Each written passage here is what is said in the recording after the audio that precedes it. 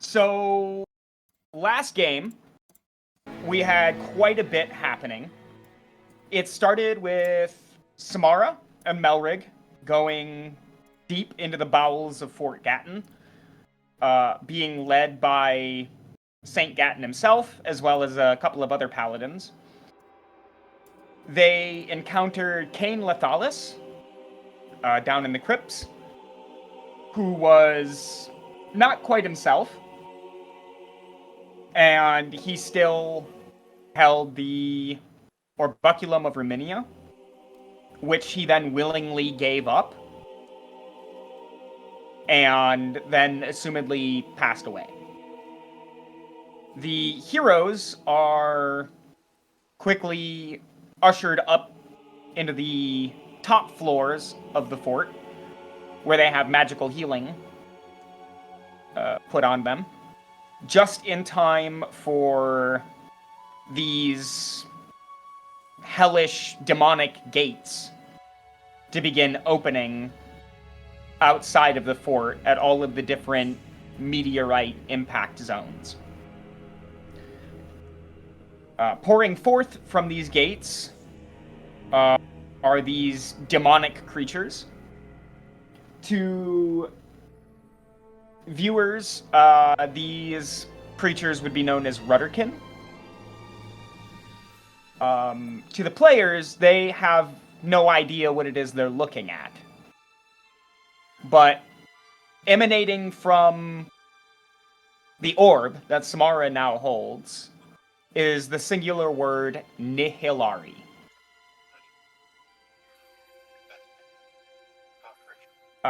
A large gate in the back of the fields begins opening. At first, a large, demonic, almost minotaur or bull-looking creature emerges until it is coerced back through the gate using the power of the Orbiculum. And as the army of paladins looks out over their walls, something else emerges from the great gate. And this creature looks to be kind of a brain wrapped in chains, with a grotesque-looking face near the lower half of its body. And Nehilari are pulling on the chains, pulling this creature out of the gate. Even as its large body kind of floats or levitates above the ground, the Nehilari gather around it, grasping the chains, attempting to hold it in place. Saint Gatton is looking to the heroes and attempting to suggest a plan about what to do next. And the only thing that everyone has been able to come up with is to attack the creature. To go over the walls and fight this monstrosity. This is where we will pick up our session, with the heroes still on the wall, standing next to Saint Gatton, and we can take a minute to try and flesh out the plan.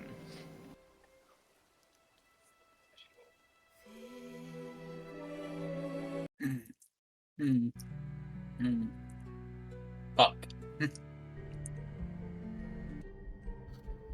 So we are still down for the plan of being put into a crate using that spell, being flung out over the battlefield. You know, not opposed to it. Saint Gatton, how does that sound? Or do you have a way to get us down there past this army? Neil...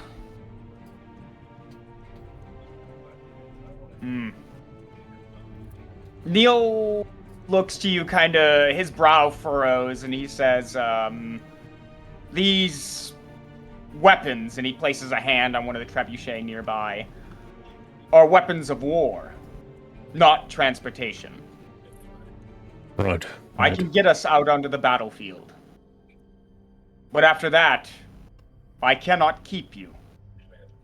Mm. You must keep to yourselves. We all must keep to ourselves. As this fight may be beyond all of us. Then we must carve a way through. Samara, who by the way is not present at this moment, as in Samara's player. Samara, holding onto the orb, lifts her head and says, I think I have an idea. This orb, it had a kind of effect on the last monster that we saw. Maybe I can do something from up here. As she turns to gaze over the walls, holding the orb in both hands. I don't know how to use this thing yet, but I think I can influence this monster. Or even the creatures down here.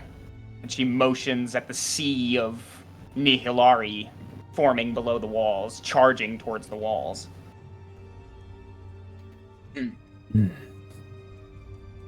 Probably not the worst idea. I mean, you did just become unsquishy with your new paladin form. This isn't the right time to try that. Turns to Melrig and says, Melrig, look around. And she motions at the paladins. Some of them are stoic, ready to battle, even if this means their death.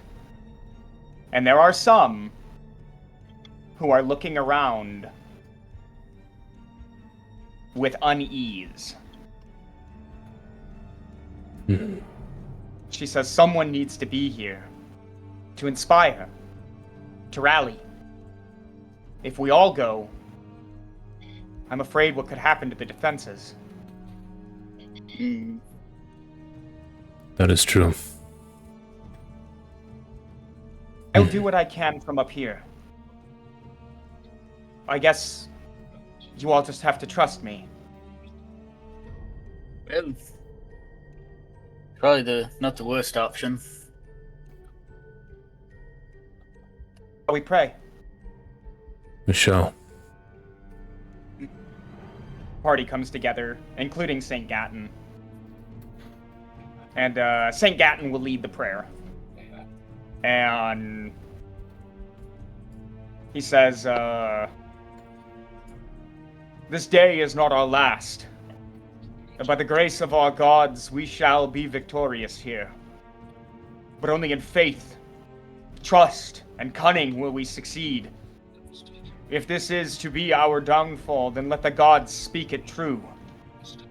But if this is not our last fight, let us fight as if it is, and we will come out with a resounding victory. With the gods in our hands, and at our backs, we cannot lose.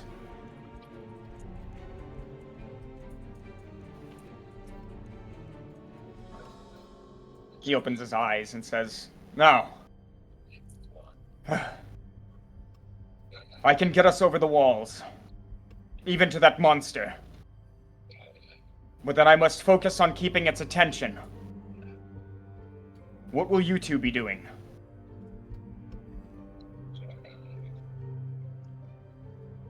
We should, well, our intention was to try and find a way to break these gates. I'll be honest, I had hoped that with your weapon, it might be possible. Normal weapons have not, but also, I flick my wrist and summon the spear, just... The gods have blessed me with a weapon as well.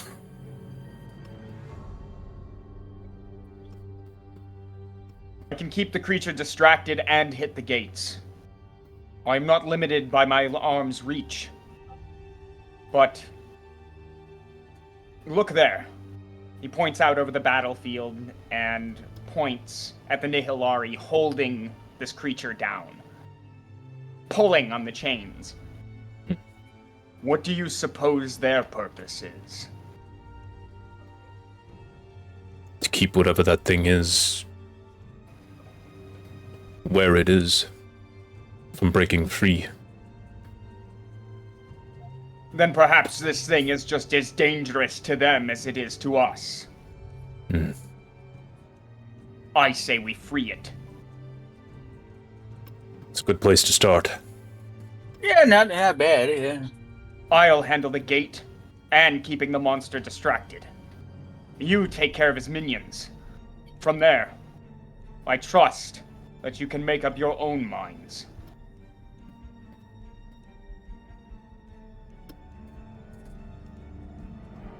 Let's go. Do the will of the gods. This might be a bit disorienting. He reaches into the breastplate of his armor and pulls out 2 beads.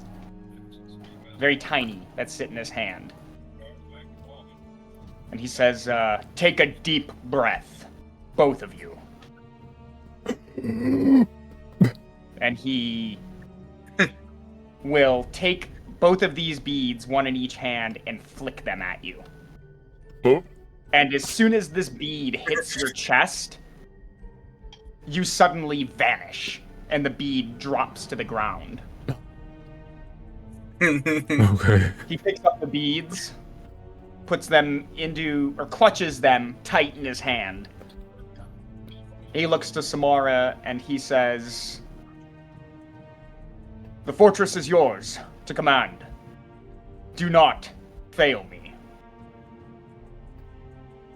He leaps onto the crenellations on the wall, and with a squat, suddenly thrusts himself into the air, and with a flutter of feathers, 2 large white wings sprout from his back, and he soars over the battlefield. Oh, man. As he bobs and weaves different projectiles of liquid and sludge and all kinds of other, what almost seem like excrement being hurled into the air, he finally goes into a diving spiral before jutting his wings back out, catching a draft, and he hurls the beads to the ground, where as soon as they make contact, they split, and the 2 of you will emerge and be plumped right into the middle of the battle. Pokemon, go! Pretty much, yeah. Vimmock, Melrig, I choose you! Let me grab some pieces here. Do we have, like, I don't know, demon pieces? We just need some pieces here. Please get this YouTube window out of here. Not those. Not those. Oh. Oh, wow, they actually have the piece in this pack. Hey. Hey, they actually have the pieces in this pack. All right, let me do some copy and pasting here. Could I have been more prepared for this fight? Yes, I could have. Did my internet allow me that? No, it did not. No, it didn't.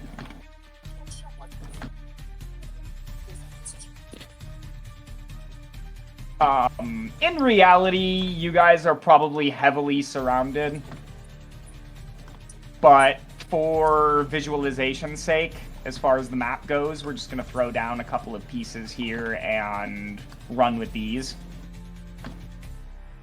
But, you are probably more like a stone in a lake of these monsters.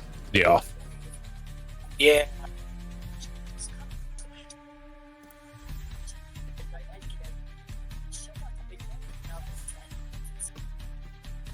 Okay, and now from here we will roll initiative.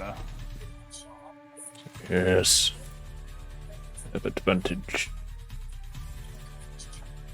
Nothing. 16 plus 2. I'm at 18. It's already starting off well. You've got this. And Neil is 120 feet in the air. Samara is more like back over here, so let's add a turn for Samara. Add a turn for Saint Gatton. Add a turn. You know what? I'm going to go ahead and keep this guy down here, and we're just going to use some group initiative. I feel like you guys Probably are strong the enough now to handle group initiatives. Yeah. Okay. Great.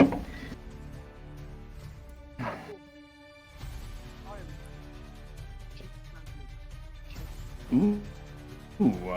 Not a good start for your enemies, if that means anything.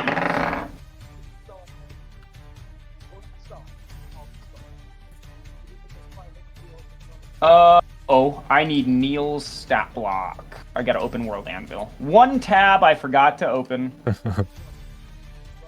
Oh man, it's loading really slow too. Here we go.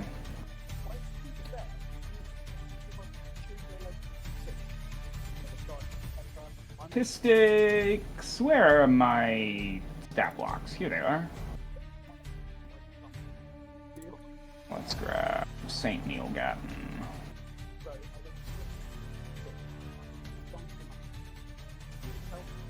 Here we are. Holy cow. Okay, Neil.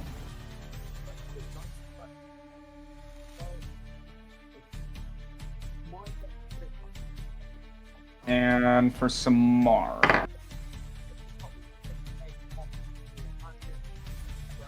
Samara will get advantage. Oh, okay. Same roll.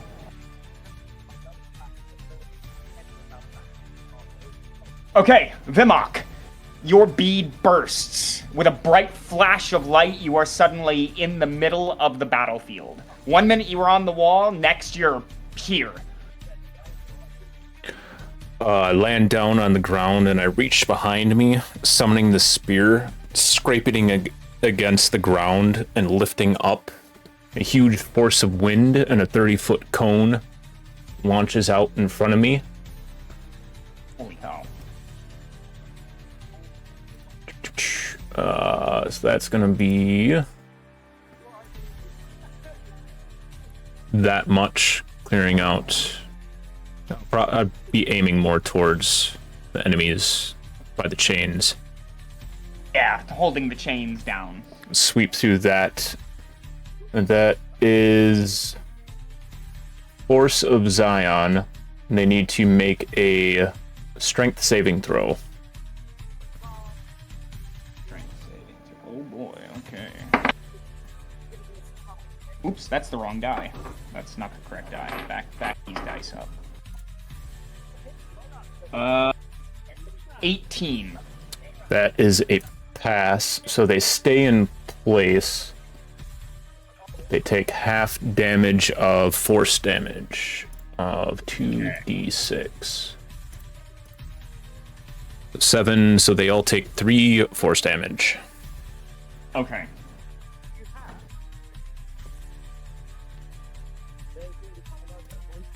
Okay. Let me just go ahead and input all of that on these guys. I think this one was affected too.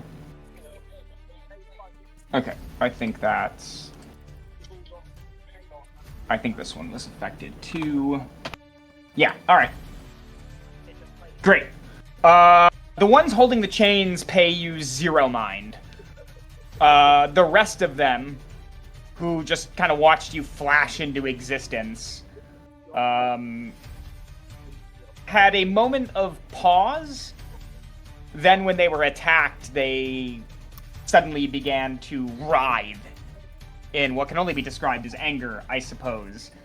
The mouth at the end of one of these creatures' arms begins to gnash wildly. I'll yell out as I go into a rage. Melrig, let's stick together! Carve them down! Eh.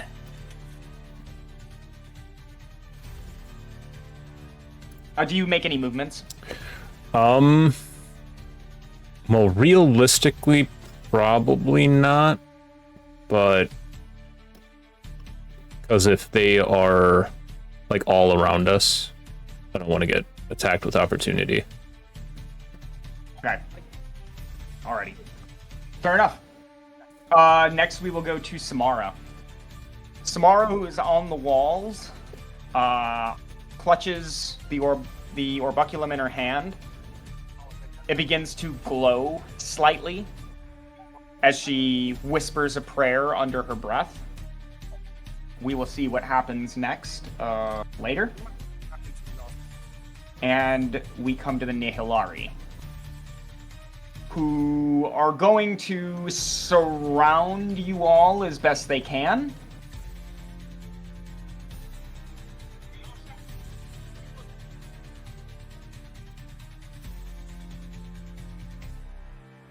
Attempting to keep you away from this creature. Go, sir. Just like I want you to. I will oblige.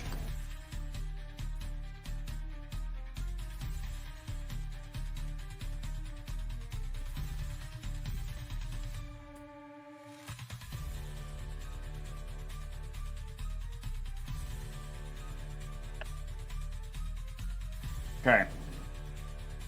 First, we have several attacks that are going to come out on Vimok. Let's do it.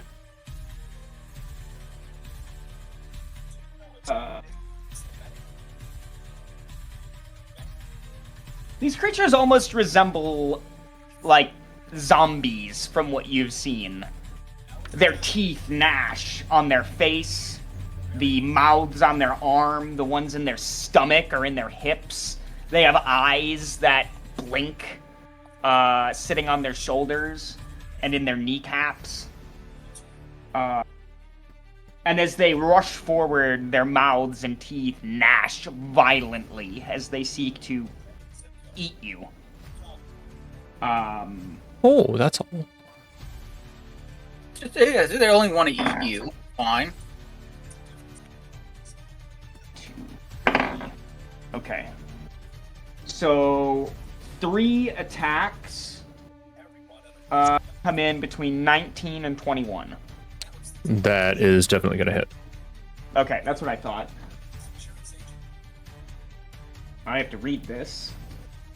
Okay, so I need 3 Constitution saving throws from you as these 3 different creatures that are able to make it to you, one behind you, one off to your left, and another on your right, go to sink their teeth into your flesh. Okay, so we've got a +5 on each of these. Natural 20, 21, and a 19. Pass, pass, and pass. Nice. Oh wow, okay. Holy cow. So you will take... Starting from one attack and going to the next. 9 points of piercing damage. Okay. Let's reduce to 4.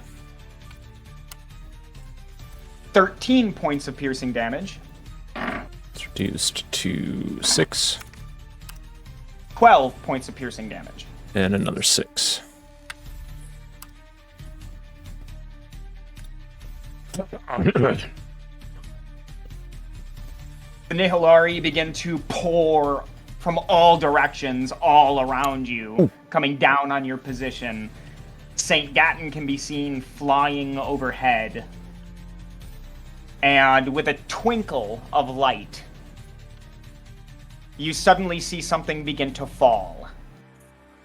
And as you squint into the air, you can see that there is a hammer that has been thrown as he flies.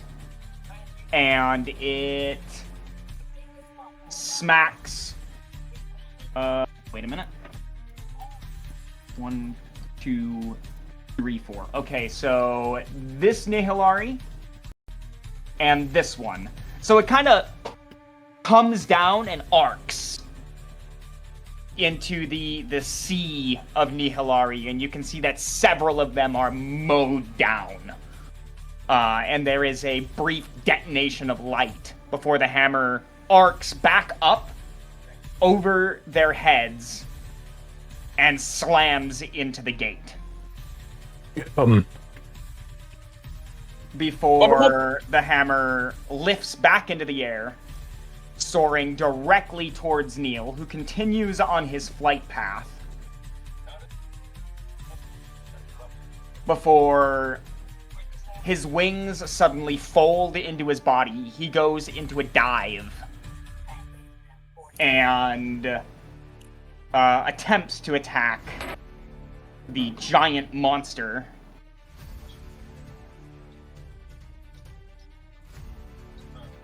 Yikes, not his day, though. Oh, man. Yeah, Neal. Neal unfortunately misses, as one of the chains that gets loosened from the grip of the Nehilari suddenly flies upward and smacks into him, throwing him off course. Melrig. After Well, Neil's turn, I summon a giant glyph right there, where I drew. Okay, perfect. okay. This Neal's Well. wild. I will summon at a 3rd level my spirit guardians. Yes. Okay. Oh, hang on a second. At the start of your turn, so sorry. I need a wisdom saving throw from you, Melrig. Sorry, at the start of your turn. I have 3 different stat blocks I'm reading at the same time.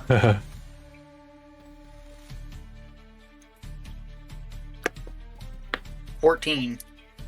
Okay, that's a pass. Alright, Spirit Guardian.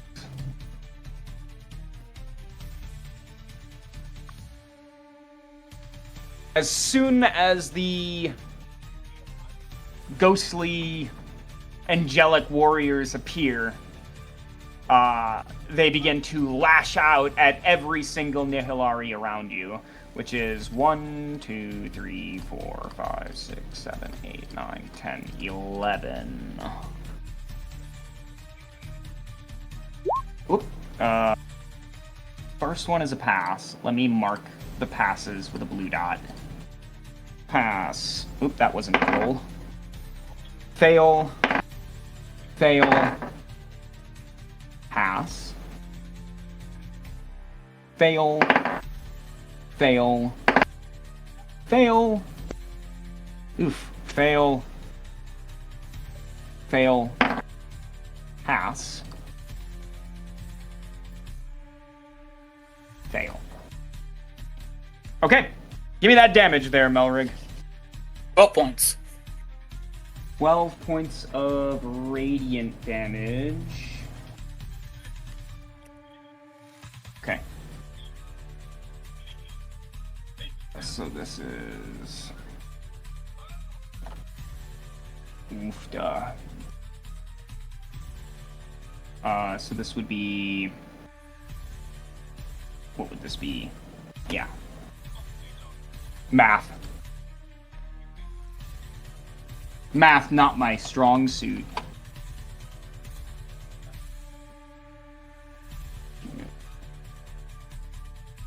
A lot of monsters here, holy cow. Was this one again? Yeah. Oof, yikes.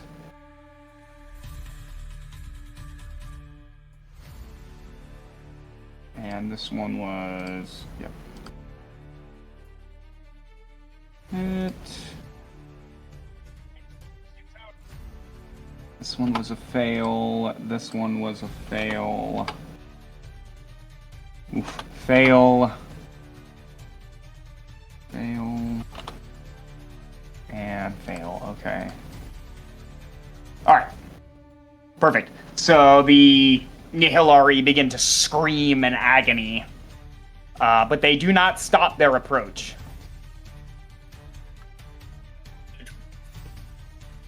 The more that you move in and the more that you stay, you bastards will burn.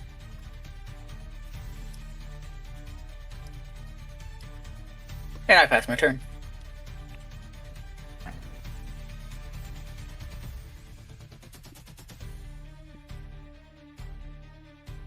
Now the big boy.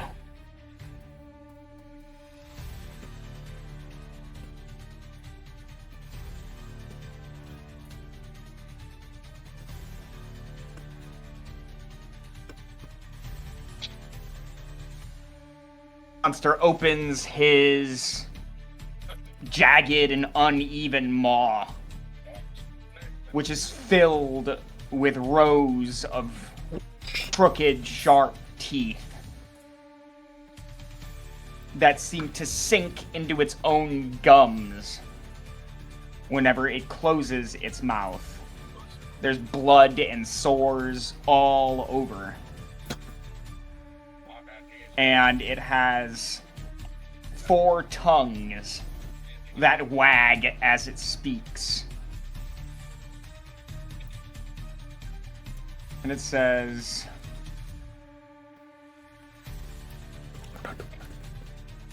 "You should bow to be in my presence again. This beating heart of my armies is but a perversion of your own divine spark.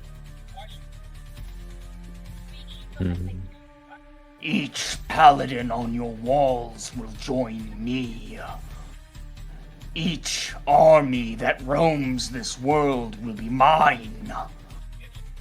And this is just the start." The creature, oh my gosh, this stat block. The grass, the bushes, and the trees all around this monster begin to wilt and decay rapidly. Not good. The ground begins to become jagged as rocks as sharp as knives begin to split from the ground, coming up like teeth out of gums.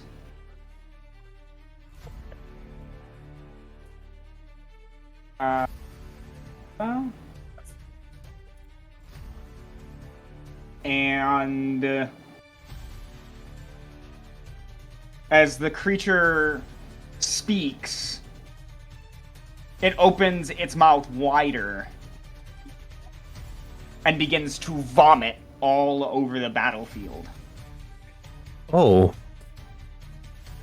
Oh. I need a dexterity saving throw from both of you. I just know from Neil, it might not matter, but he gets a bonus because he's 1030. Neil is not rolling. Okay.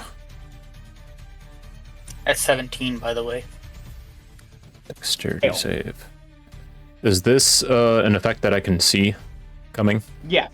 Okay. I get advantage. Ooh, not good. 12. Okay.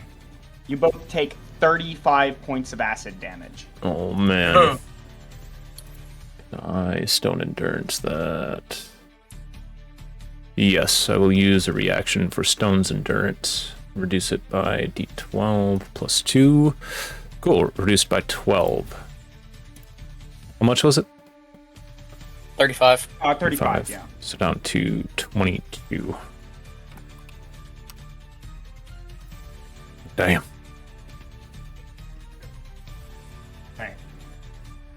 The freed chain that smacked Neal almost seems to take on a life of its own as it cracks like a whip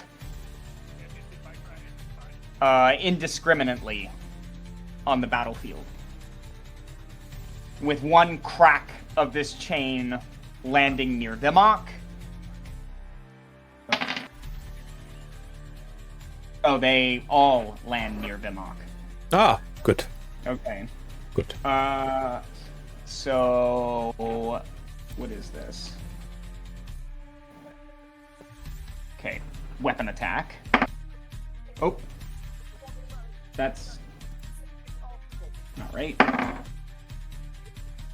Okay, so 18 to hit. I will raise up Aether Ash to the sky and force some light shields the attack. Okay. And the second one, I'm just gonna reroll that because it was on the edge too. Okay, and this one is a 16 to hit. Nope. Okay. Both are misses. The creature cannot move as it is being held in place. Vimok. Alright. So we'll start off with another Force of Zion out this way, 30 feet. Those guys. Okay. Alright, I see him. That is a strength saving throw. Fail. They all fail. Okay. They are pushed back 10 feet. Oh my. 1, 2, 1, 2, 1, 2. They will take 1, 2.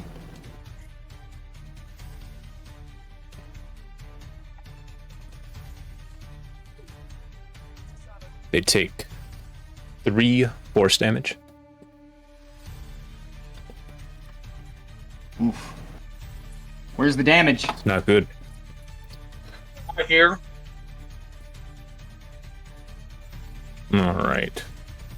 And I am gonna start moving. I go 5. I'm gonna run through my thing. 10. 15. 20. And with my thing there, going to teleport this 5, 10 right there and set it off. Okay.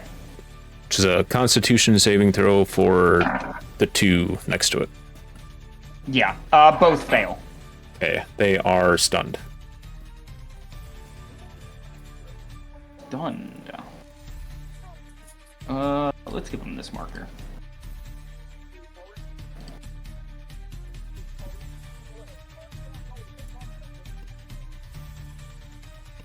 And at the Okay. end of my turn, I will summon... Oh, what's going on with that? Sure. It's Japanese Sure. now. It's a Japanese giant. I'll summon another. Alrighty. That is the turn.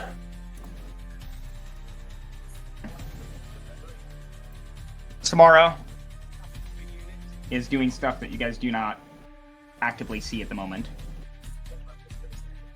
And then we have the Nehilari. So at the top of the round for the Nehilari, we're going to look at Melrig's Spirit Guardians first. Oh. Fail. Fail. Fail. God. Come on, baby! Fail. Oh my gosh. Okay, alright, they all fail. This is sad. I don't know what's going on with my dice, but not good. It's the same with our damage dice. Yeah. Yeah. I rolled a 6. Oof, yikes. I rolled 3 2s. Oof. Oh, yikes. Okay, well, I mean, this is one of those rare occurrences where not only are you guys getting shat on by the dice, but so are the bad guys. Yeah.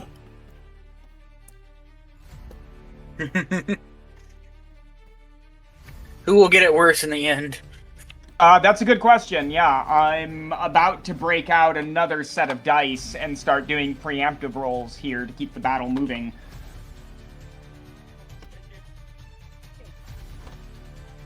So 2 different sets of dice. We'll see. Okay.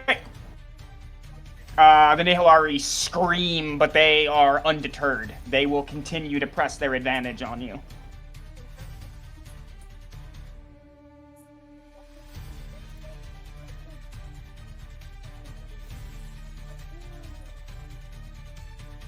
Okay. So these 2 are stunned. Great. So we're going to move these guys in.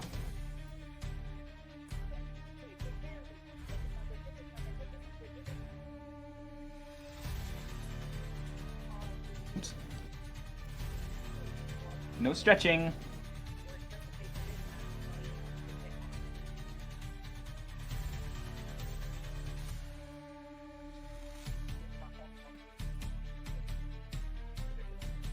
Fail. 6. And yeah, we'll move that one in too. Okay, that one's actually a pass. Which brings it to that HP. These 3 are focused on holding down the creature. We're gonna say same with these. Okay. So against Vimok, that's 1, 2, 3, 4, 5, 6, 7, 8 attacks. Oh, good. Oh, Miss, a natural 20. That hits. A gentleman's 23. Oh, yeah. Miss. Okay. So, first the nat 20. First the crit. Crit.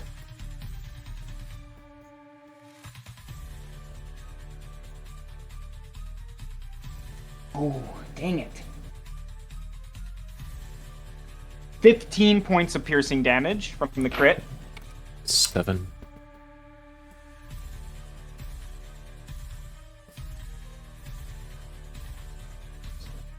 8 points of damage from the second hit. 4. 16 points of damage Oh, from man. the third hit. That is 8.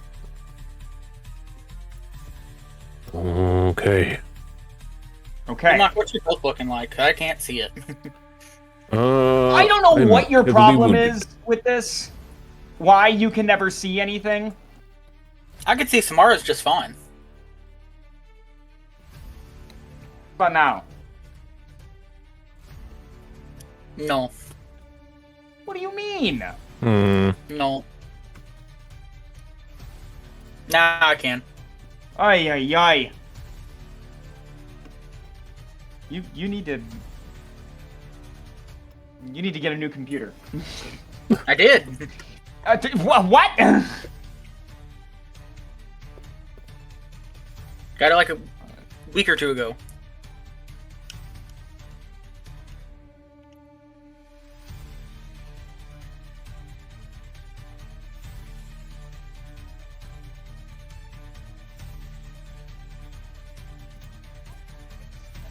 Okay. 1, 2, 3, 4, 5, 6, 7, 8 attacks coming out on Melrig. A gentleman's 20 to hit. Nope. That's a miss. Miss. Miss. Another gentleman's 20. That's that's a miss. Miss. My God. Okay, they all miss you. I don't know how. I don't know what visual to do for that. Armor Bob and lad. weave! Bob and weave! Yeah. Yeah, Melrick just dodges every single attack. Every snap of every mouth is missed, bounced off his shield, or smacked away with a weapon. I do the Muhammad Ali in the corner thing. Okay. Neil. Neil has to roll because he's within this range. He passes. And then...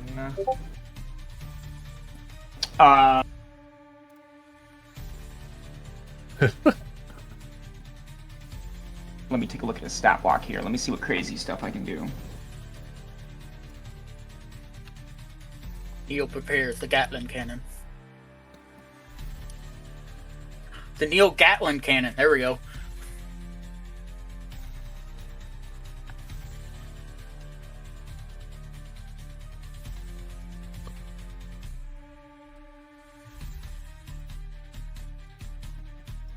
Okay, Neil will use a bonus action to use Vow of Enmity. Mm.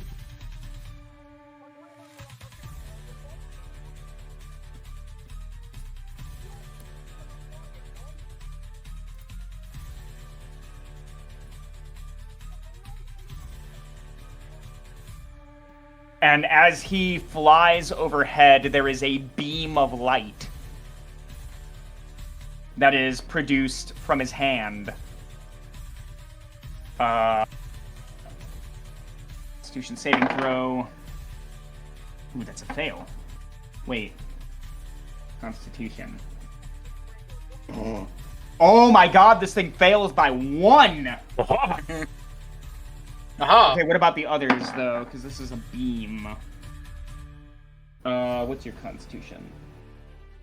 Okay, that's a pass. Fail. Pass. Okay. So...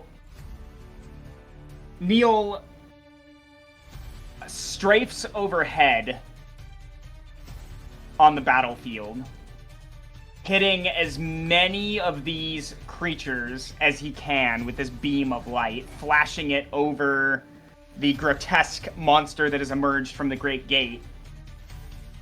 And Neil will succeed in blinding the big monster, Yes. Nice. as well as the ones who are holding down the chains. He will then use a legendary action and release his hammer again, and it will fly in a line. Let's see. 1, 2. Okay, so only 2. So he will hit the Sibriex and the gate. Yes. Hit natural 20. Yes. Yeah. Do it. He... What's the damage on that hammer? What is the damage? Oh, wait. Legendary action. Okay, he does make 1 attack. Alright. What is...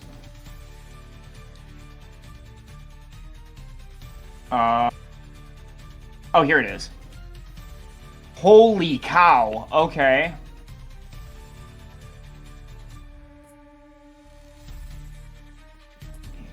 Oop, that's the wrong die.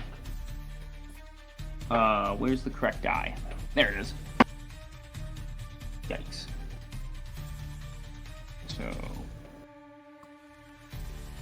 10 points of bludgeoning damage. No.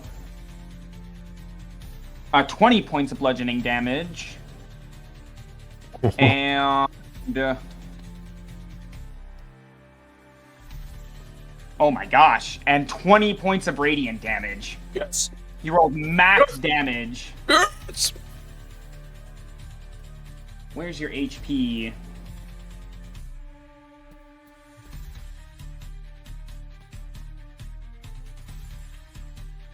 Okay, and now for the gate. So that's 12 points of bludgeoning damage. And that's 20 points of radiant damage. Constitution saving throw for the gate. Pass. Okay. When the hammer finally returns to its master high in the air, the most subtle of cracks become visible on the gate. Good. And Neil will continue his strafing run. Even more, so he can get over here. Melrig, top of the round, we're going to go ahead and go for your Spirit Guardians. Yes. Fail. Fail. Fail. Same roll. Okay, let me switch this out. Fail. Oh, that one's cocked. Okay, that's a pass. Let me mark you with a pass. That's a pass. Fail. Pass. Fail. Fail.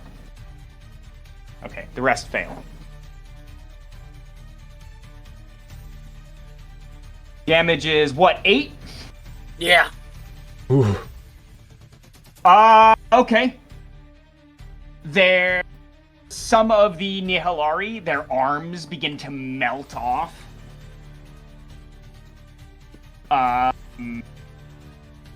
Their eyes begin to melt out of their sockets.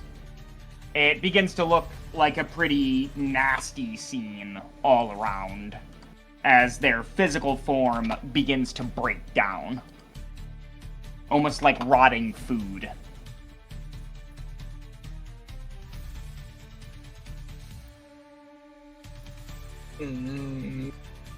Let's see.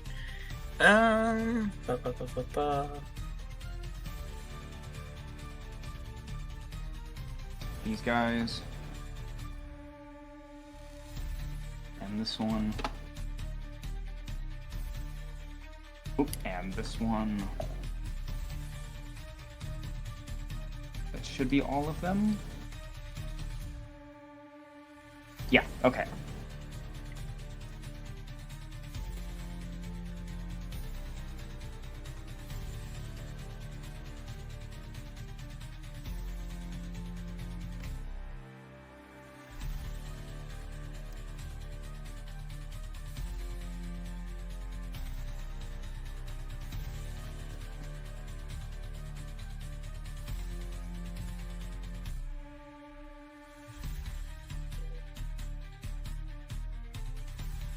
Okay. Well, I am going to cast at a 2nd level Prayer of Healing. Okay. And I shall select myself, Vimok. I don't know if Gatton needs it, but Gatton can get Neil thrown has not been touched. Perfect. Then I guess just 4 random paladins that are still out here can just get Prayer of Healing done real quick. Any paladin that is out here is dead, and as you turn around and look at one of the corpses, their physical form is beginning to look very much like a Nehilari. It is changing. That's gross. Well, I guess just me and you, Vimok. So here you go. I need it. Oh, now I roll high. It's a good time to. You get 18 points. Yes. That changes what I was going to do, maybe. Depending on what Homeboy does. I think you guys will like this. Drama. Yeah, probably won't. Well, depending on how this goes, I might do something next turn, but I don't know yet. It might involve fire. So, we'll see how this goes. Fire good. Fire friend. Fire good. Fire do be friend. So I pass. Okay. The Sybarex, blinded, begins to gnaw on one of his own tongues. Oh. Splitting it from his skull completely. What? Since And that could be writhes potion in ingredients. pain. Its blinded eyes dart from left to right, up and down, as it tries to shake something off. And it bellows, "Oh, what is this magic?" And he will pass his turn. As Yes! Samara on the walls begins to use the divining power of the orbiculum to influence the creature's mind. In other words, she just dumped all of her, what are they called? Portent points Oh. on a natural 1 and a natural 2 that Yes. she got. Nice. However, the Sybarex will use a legendary action. Not as good. And there is a sound that emanates from him. Not from his mouth, not vocally. But this sound, almost like a demonic wail, passes over the battlefield, writhing every Nehilari into a frenzy. Samara opens her eyes on the wall and begins to look around at the men and women in armor. And some of them begin to crack. They begin to wail in pain. They begin to scream in fear, which should not happen for paladins. Oh, crap. Several of them go to throw their arms and armor down and flee. Samara will attempt to rally the troops.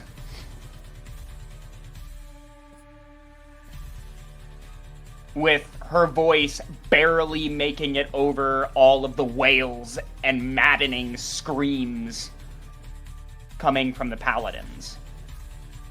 There are those among the ranks who try to lift their brother and sister in arms back up, only to be hit or pushed.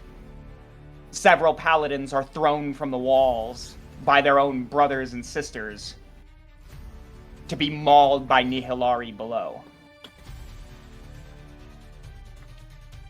The wall is on the cusp of chaos, and those who are down in the lower battlements attempting to defend the gate are also being affected, although not as heavily. Damak. We need to silence this thing. I will wrestle some of these Nihilari off of me, and no. I'm not going to do that yet. I'm going to first.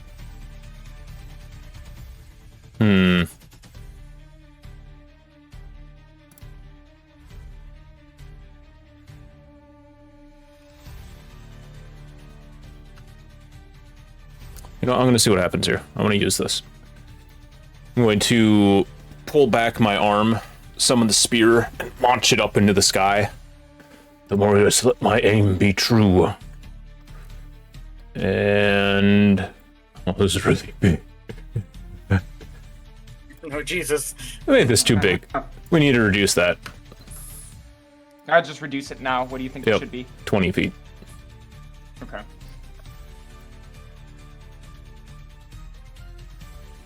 Yeah. So, in this range here, Okay. as I throw the spear into the sky, like a bit of the clouds and stuff will separate, and from where I threw up the spear, like 100 spears are now raining down in that area. Cast Rain of Zion, and they all need to make dexterity saving throws. Oh my gosh. Okay. Holy cow, the number of dexterity saves here. 1, 2, 3, 4, 5, 6, 7, 8. Okay, and then 9. 9. Oops, wrong die. Get this die away from me. Oh, natural 1. We're gonna put the natural 1 for Cypriax here. You guys get as much help as you can get. Pass. Fail. Let me mark the fails. It is a DC 16. Okay. Some of these are making it nowhere near 16. Nice. So. Oh. Okay, that's a pass. So we'll keep that one. That's a pass. This is a fail. I think this one was affected. This wow, same roll. And this is a fail. I'm just gonna go ahead and mark this one too. Alrighty. Okay. Okay. Go ahead and give me some damage. Yes! No! Oh my 20 gosh. thunder damage. No! Okay. Deleted. Deleted. Deleted. Definitely deleted. Delete. Oh, this one's still alive. With 5 HP. And this one is still alive with 5 HP. It also hit the gate too, if I'm not mistaken. Okay, alright. That's fine. Let me give a Constitution saving throw for the gate here. Here, let me actually... Oh my gosh! A natural 1, that's a critical failure. So... So, That gets bigger. yeah. It's in it that does area. have magic resistance. Okay, and then this one here, this also has magic resistance. Oops. Make sure I'm hitting the right buttons here. Okay. So these swords, several of these spears that rain from the sky sink into the Cybriex's flesh. And the flesh pulls the spears in, as if eating them. What are you doing? Several of the Nehilari are pinned to the ground, wailing and screaming from the mouths on their arms and knees and stomachs. But they are still blinded, so they have zero idea what's going on. Okay. I will... Just because he does want to move, I will take attacks. Well, actually, no, I won't. Well, yeah, from those two. These two corner dudes. From one. The other one's blind, so we'll go ahead and just roll disadvantage on that one. Yeah, it's a miss. Okay. Might as well not even roll. But this one here, yeah, it's natural 6. It's a miss. Okay. I'm going to teleport that one up there, and then set them off. So okay, starting from the top over by Melrig. Fail. Fail. Natural 18. I imagine that's a pass. Yes. Okay. It's pretty low DC. This one's close. Constitution save 13. 13. Okay, yeah. So that one's a pass as well.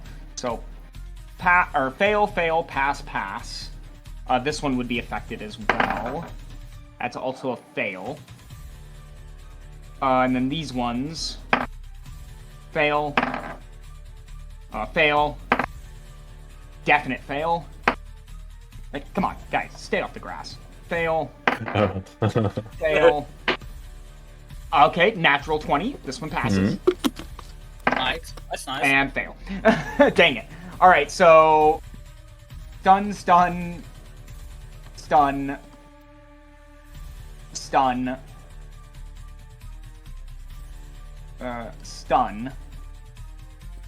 And then this one...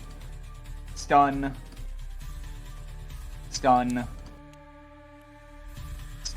Pass. Okay. Okay. That is the turn. Okay. And at the end of my turn, I will summon another one. Right. There. This one's Chinese. Yes. Samara is going to attempt to rally the troops. She will pull her attention away from the orb. She's always been more of a people person. What is that, 13? No, it's an 18. Samara will begin to actually use the power of the orbiculum to influence those around her, projecting visions of victory and unity. Attempting to overcome the magic of the Cybriacs. Go ahead and roll for that. Natural 20, okay. Those who are on the walls come to. Most of them will collapse from mental exhaustion. They are not even hauled away from the walls. There is too much going on. There are those who are throwing rocks, dumping pitch, throwing torches, and manning trebuchets. Anyone else is being switched out from active and reserve to defend the gate. And there is a large contingent of people who are in formation, about maybe 60 feet away from the gatehouse, and they are being drilled by their commander in case that gate is breached.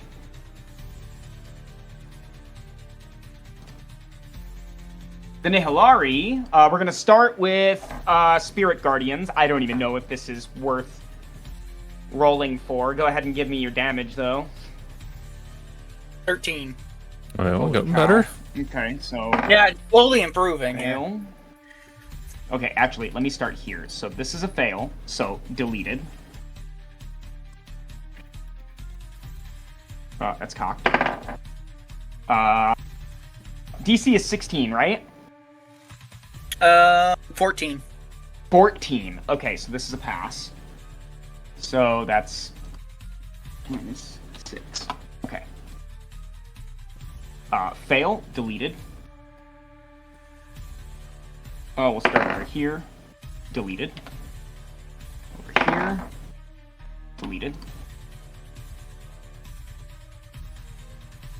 The Nehilari all around you, as they're cut down by these spirit guardians, they turn into large pools of black ichor. Gross.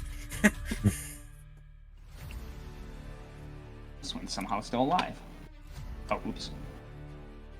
Minus 1 more HP. I put that in wrong. It's a fail. Oh, that one's deleted. Ooh, and this one's still rather strong. Okay. Several of them still stand, or crawl, in some cases, all around you.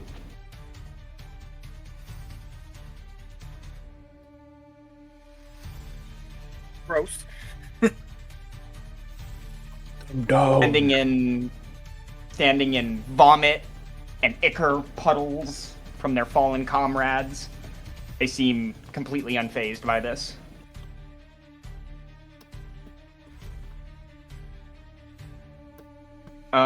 They are going to... Just trying to figure out where I want to start here. Okay. Most of these are stunned, so let's move the ones that are not stunned.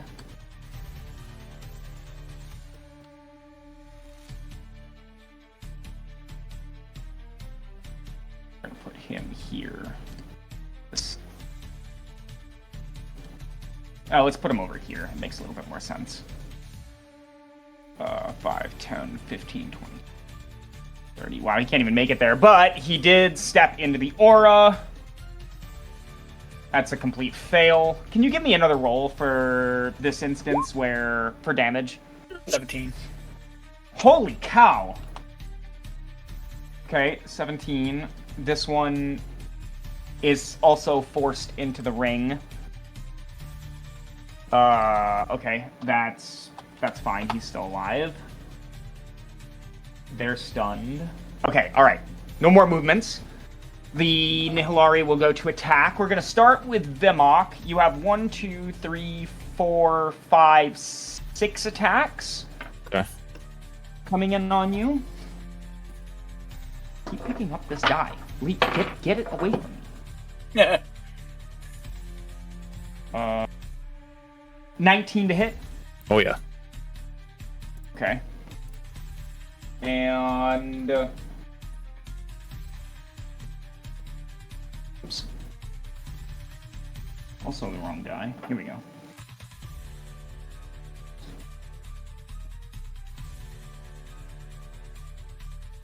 $16 points of piercing damage from the first one. Second attack. Oh, crap. Natural 20. Sorry. Oh. Yep. Oof. Oh, yikes.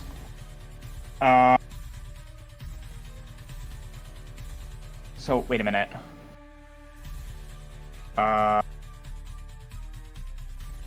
Yikes. Oh god, is this gonna kill you? No. Ooh. You take 32 points of piercing damage. I'm sorry, So Vimok. 16. Ah! Me. That one's stunned. Next attack. Fail, or that's a miss. Then this one over here. Another miss. This one over here. Another miss. Natural 3. This one over here. Natural 2. Come on, baby. Do they get... No, they don't get multi-attack. Okay. Alright, and then we switch over to Melrig. Melrig, you have 1, 2, 3, 4 attacks coming in on you. The first one is a 16 to hit. Nope. 18 to hit. Nope. Natural 2. Natural 20. Yeah, that's kind of... Sorry. Oh. Wow, okay, but you're getting lucky.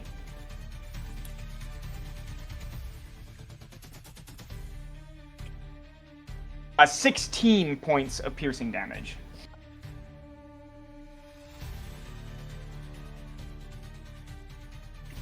Ah. Neal, sensing the danger on the wall, will use the full extent of his might and bring it down on top of this large demon. Let me pull up Neal's stat block again. Yeah, we're not going to mess around here. Flying forward with his hammer in front of him, he will throw it in front of him, flying after it, almost maintaining the same speed. As soon as the hammer strikes... Oh my god, a natural 20. Yes! What is with the natural 20s? It's time. Smite it. It's time! It's time! Oh my god, yeah, smite. I forgot about this. Hang on, I have to look up smite on here. Divine Smite.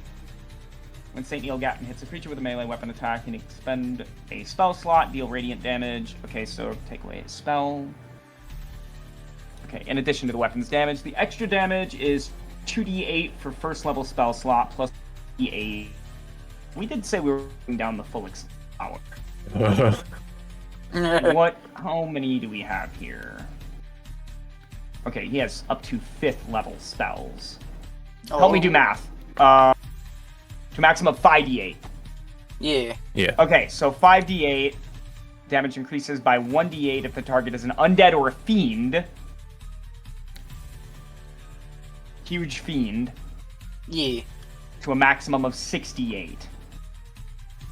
Okay, alright. Hang on now. This is going to be a Also- lot. I need to do... Does he have Vow of Enmity on him? Yes, he does. There's something in there about extra damage from that and his improved Divine Smite. So that's like... Oh my gosh, this is... Yeah, he's got quite the stat block. This is- Let me yeah, pull it this- up so I this can is help you intense. maybe. Yeah. Seeing anything on Vow of Enmity that gives him any extra damage. Okay.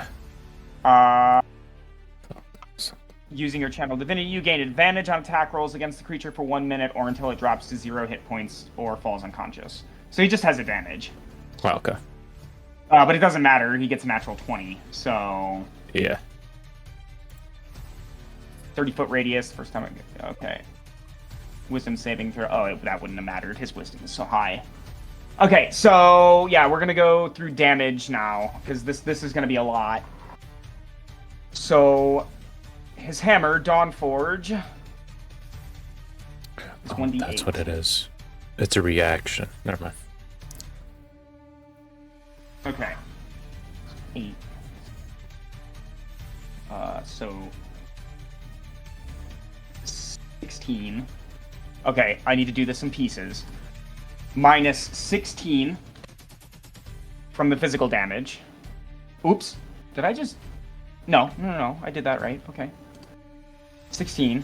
And then radiant damage. Oh, wait. And he takes... No, that's from the smite. Ooh, dang. 1. So... 2. Minus 2 radiant damage. And then... For smite... 6d8. But since these are die rolls, they double. Yeah. Yes. Oh my gosh, this thing might be dead. Get it! This thing might seriously be dead. 10... 14...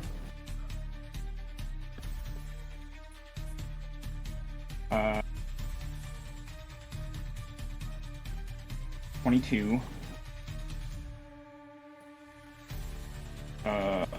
32...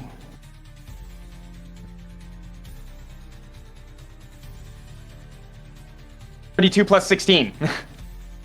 48. 48. 50.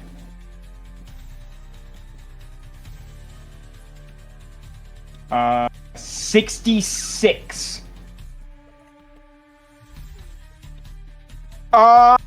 The chains around this thing begin to break as its body begins to expand like a zit on a teenager's face. Oh, God. Its features begin to bloat. The chains begin to snap on its body. And its eyes begin to bulge from its head. It begins to speak in an abyssal language that is not known to this world. Melrig. Okay. Oh, wait. Does Neil get another attack? That was I just would think one? so. That was just one attack, yeah. Yeah. I was gonna say, don't Paladin Multi-attack. He gets 2 attacks. My Yeah. word. Okay, attack again. Finish it. Oh my gosh. Yeah, he gets like 32 to hit. Miss. Yeah. Miss.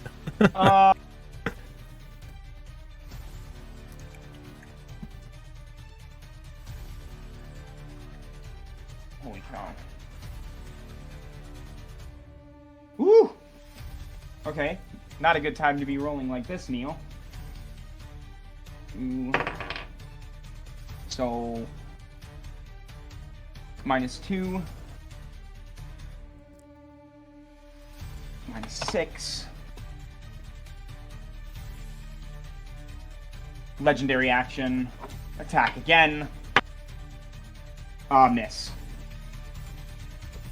Neil will lift back into the air, having landed on this monster, beating it with his hammer. He suddenly takes flight again and bellows down to the battlefield. Finish it off! And he will turn his attention onto the peons. Not the peons. Melrig. Top of the round, your spirit guardians.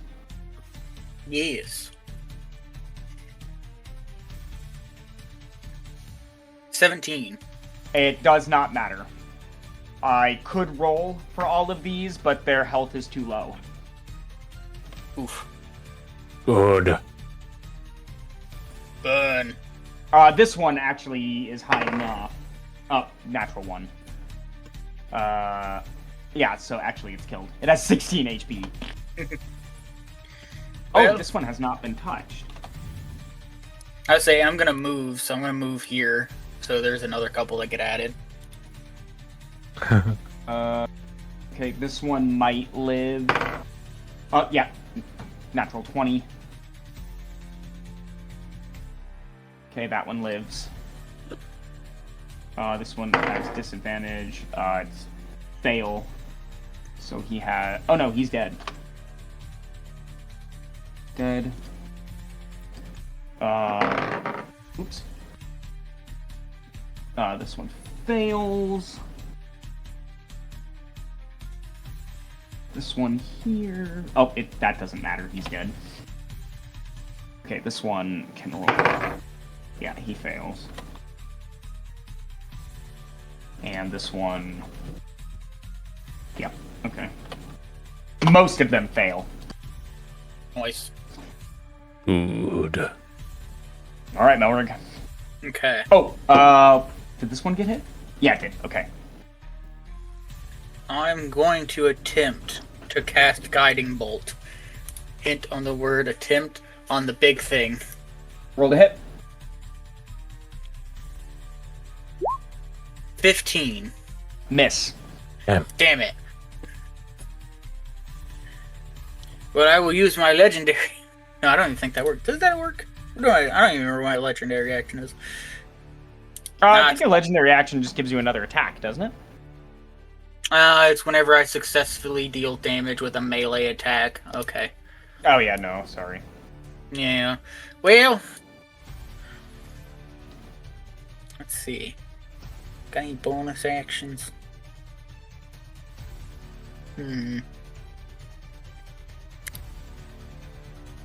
Nah. Well, I'm just gonna stay... Well, actually, I'm gonna move 5 more. I'm gonna move right there.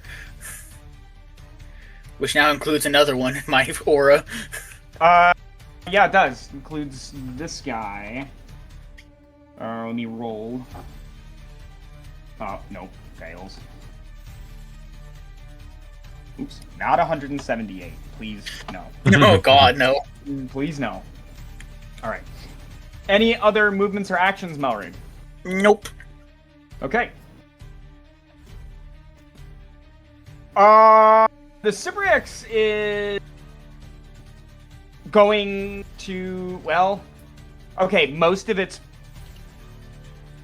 peons that are holding it in place have melted into puddles of ichor.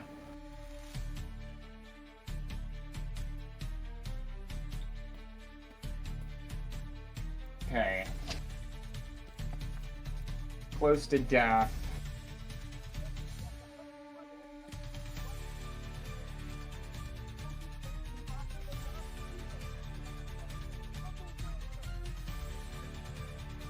Okay.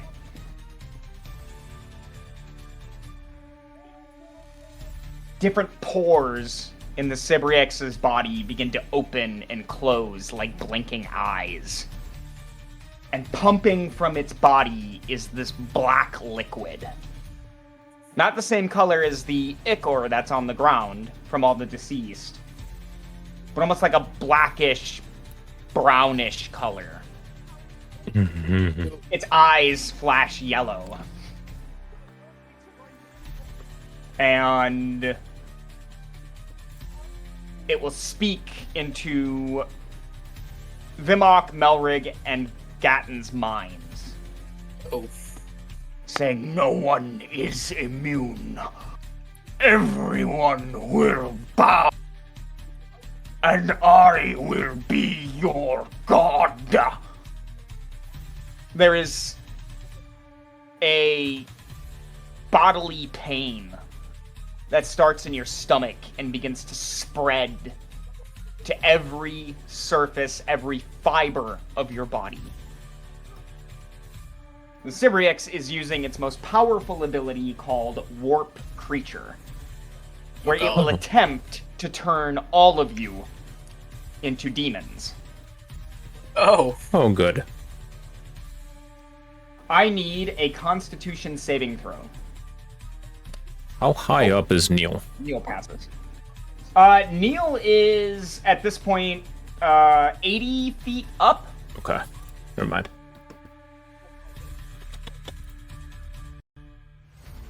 So you said a Constitution saving throw?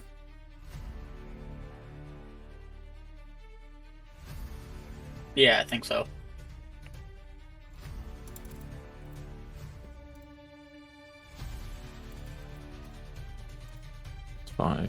18. Ah, shit, that's a 12. Both of you fail. Oh my. And you are stricken with a level of exhaustion. As your skin begins to bubble, your bones begin to snap. Oh, yay. Your form is changing.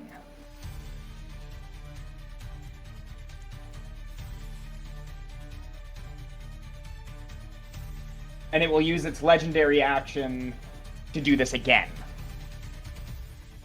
Oh Give my. you another Constitution saving throw. 23. 21. Oh, Neil can't be affected. Oh! Melrig, actually, give me your roll, your first roll again with advantage, and then give me the second roll with advantage. My bad. First one would have been the 12, and the second one would have been the 21 for the highest. Okay, so your first roll you pass. Okay. Now give me the second one. Also with advantage. That's 15. Okay, that's a fail. Vimok, you got a 23. Yes. That's a pass. So you both have one level of exhaustion. Okay. That gives us...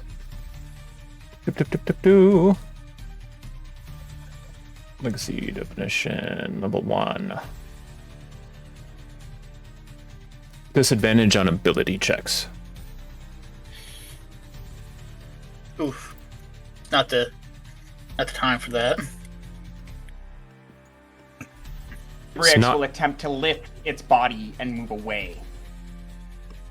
Is that something I can lash out with? Yes, Alright. you are right next to it. Lash out with an attack. 29 to hit. Oh, Jesus. Hit. Alright. That is...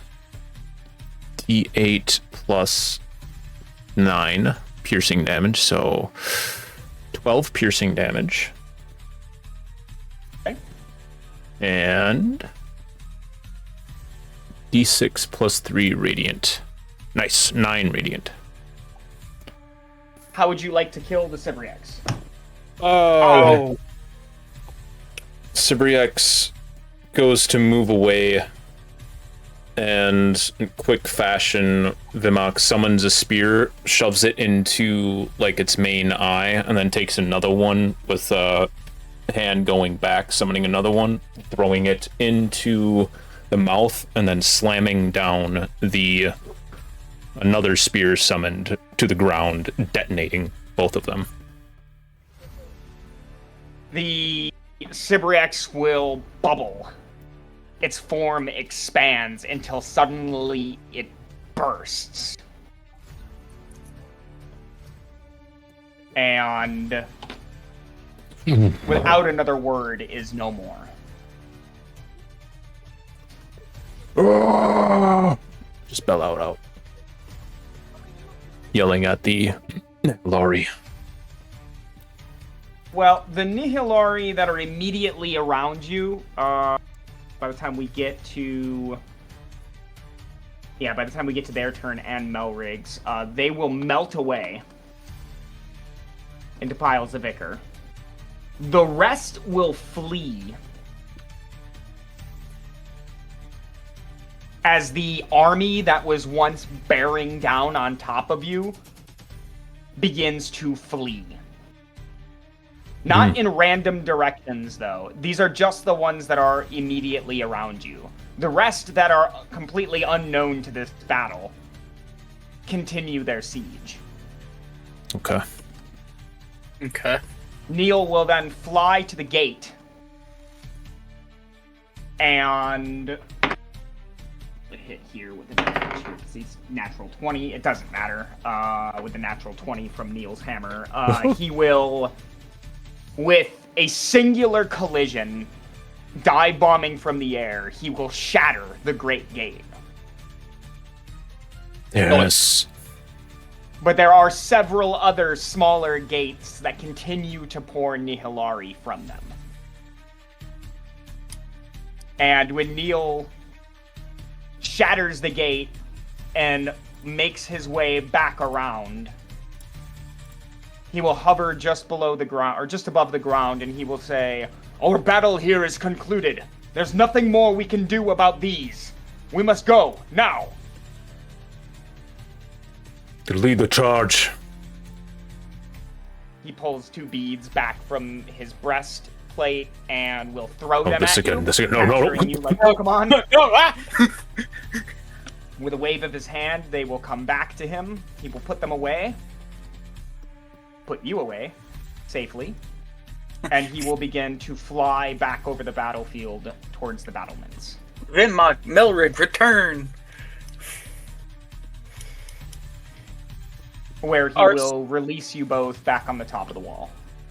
So, question, whenever we get back to the wall. Are there any, like, of our paladins or anything on the outside of our wall? No. Any paladin that was on the outside of the wall has been killed. Okay. So, as soon as he lets us out, because I'm assuming that this is like World Z, where they're like all pressed up against the wall and everything, I would assume? No. Nope. What are they doing then? At this point, so as soon as you're released from the orb, you'll rush over to the side of the wall and peer over it. Kind of hard without a box to stand on, but as you peer over the crenellations, that's a Lord of the Rings joke, by the way. Yeah. And as you peer over the side of the walls, the Nehilari are roaming idly. Okay.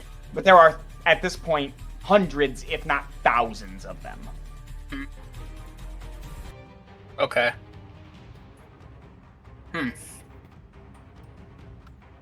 Well. Huh. I have something I can do. Just start summoning spears. As you begin summoning spears and throwing them over the wall, Neil will step forward and place a hand on your shoulder. Vimak Vashna, save your strength. I've seen this before. Oh, calm down. Exit the rage. Places his hands on the walls and he says, "This reminds me of the necrophage. So many twisted bodies, idly roaming, without cause or purpose." Then what do we do? There's nothing we can do. I do not have the men, nor the strength here, to beat back thousands. We are stuck behind these walls. For now. I mean, I could summon a wall of fire in front of the walls and and we could attempt to lure them to the wall. And what?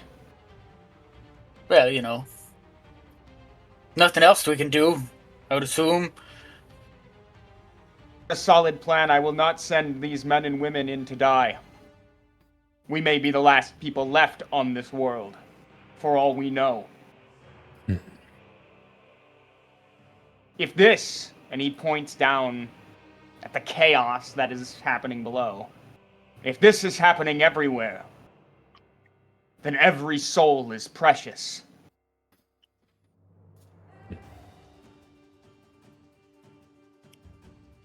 Fortress has enough provisions to last well over a year.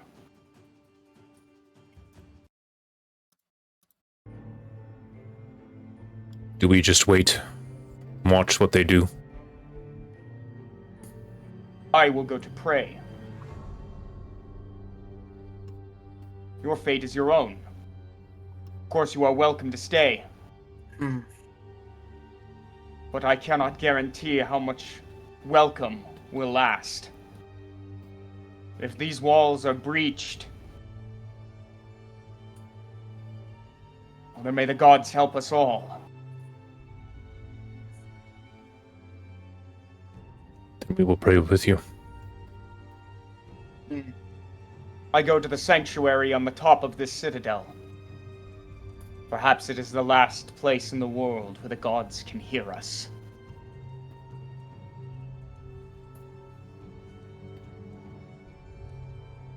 Neil will, almost with a kind of look of defeat in his eyes, will attempt to retire from the walls. Of course, he's bothered by every lieutenant and captain in his army asking him what to do. And he gives them all the same answer. We wait.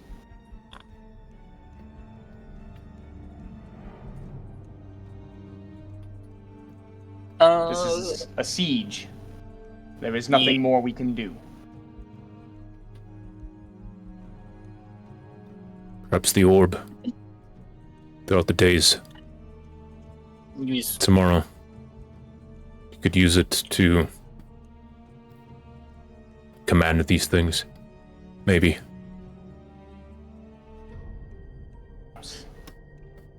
That orb is powerful, but its power is limited. You must use it wisely. And he kind of, glares at Samara, like, I'm talking to you. Hey, Samara, use it to check in on the people we know, see if they're also getting attacked by these zombie things. Melrick, Neil is still here. He can hear you. I can hear you. He could hear me even if he wasn't here. Probably. He sighs and will make his way to the sanctuary. He didn't say no. You guys are welcome to join him, but you can have a minute to talk about this too. You don't have to rush after him. Yeah.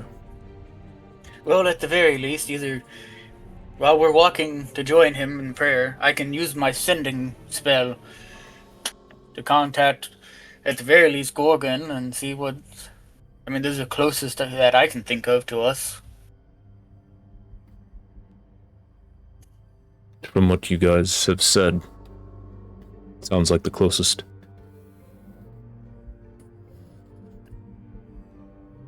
Because, I mean, if they're dealing with this, then there's probably a good chance everywhere is.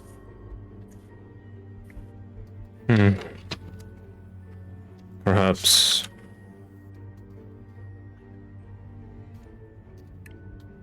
Trying to think of a way out of here, but from the sounds of it, Leviticus is not able to get us out.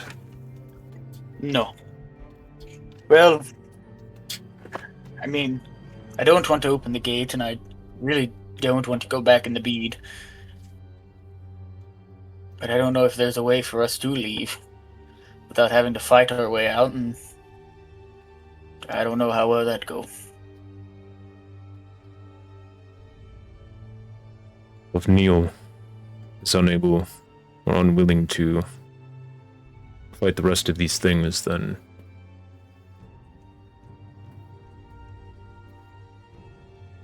we'll have to follow suit in what he is doing.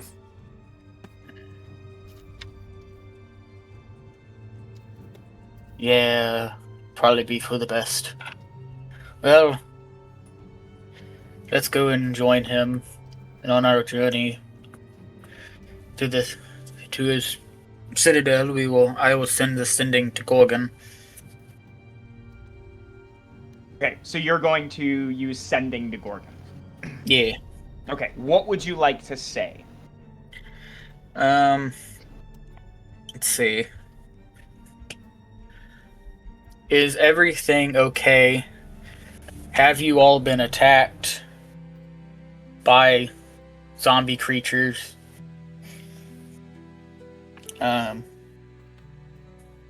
Fort Gatton is being laid siege to by said zombie creatures. I think that's 24. The response that comes to you is, how the fuck is this? How the hell did you get in my head? I'm leading hundreds of refugees from Dorderall over to Fort Gatton now. My scouts tell me... And that's it. God damn it. Well, I have another spot, so send it again. Okay. This is Melrig.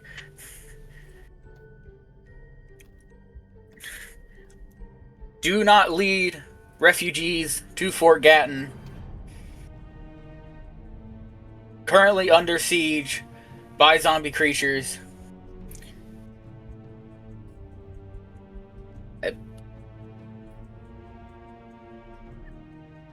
Take them to another dwarven stronghold or something.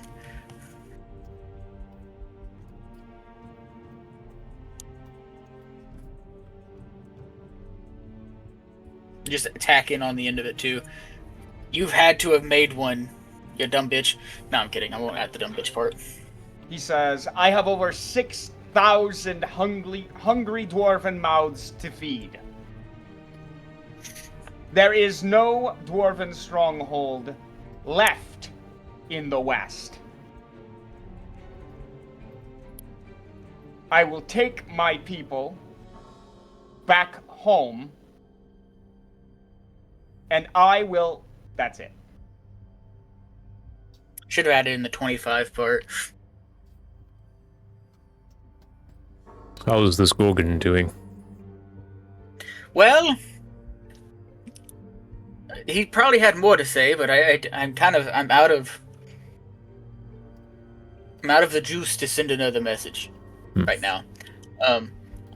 But I could possibly scry on him, says Samara.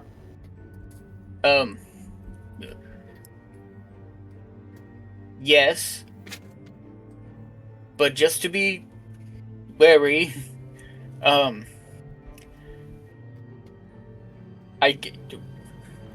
he's leading at least 6,000 dwarves from apparently Dorderall, because it's fallen. He didn't say by what. And that was the last dwarven stronghold in the west. He was leading them to Fort Gatton. And he said nothing about any zombie creatures. Mara perks up. Wait. Perhaps this isn't happening. Did you just say he had over 6,000? He said 6,000 dwarves. That's She an shouts army. up to Neil. Wait! Neil! Saint Gatton! She rushes forward and says, I think I have something. Well, Melric has something. Melric, and she kind of ushers you forward. Tell him. Yes, Saint Gatton. I reached out to one of, he's not really a friend. Some other dwarf that we met that signed our letter to get here. His name's Gorgon, Battleheart. He said he's met you before. Gorgon? Yes. Yes, I am familiar with this dwarf. Is he in good health? Does he yet live? He is alive. He seemed to be in pretty decent health from the swearing that he was doing. Apparently Dorderall has fallen. And Fallen? What do you mean, fallen? I don't know. All I know is he said he was leading 6,000 dwarves from the fallen Dorderall here to the fort. He said they were refugees. Well, perhaps we can turn one catastrophe into a blessing. Yes. But Reach out to this Gorgon again. Tell him to turn his army here. tomorrow you're gonna have to do that. Right. Do we have somewhere quiet? I don't think Saint Gatton just kind of shrugs and he goes, I doubt there's anywhere quiet anywhere near this fortress. You're going to have to make do. Right, okay. She finds like a table somewhere and several clerics they were following in tow to try and speak to Neal, but when they realize that there's something going on, they go to clear the table for Samara. She will place the orbiculum down, and she will attempt to scry. It just depends on whether or not Melrig will let her. So Melrig will feel the scrying. You mean Gorgon? Or, sorry, Gorgon. Gorgon will... Well, will he? I don't know. He's not very... No, he won't. He's not very magically adept. So she will just try. Let me make sure that I know... Scrying spell.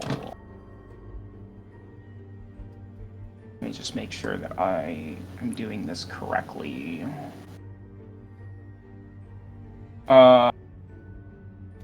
Wisdom saving throw. First hand, you have met the target. So flat roll. Connection.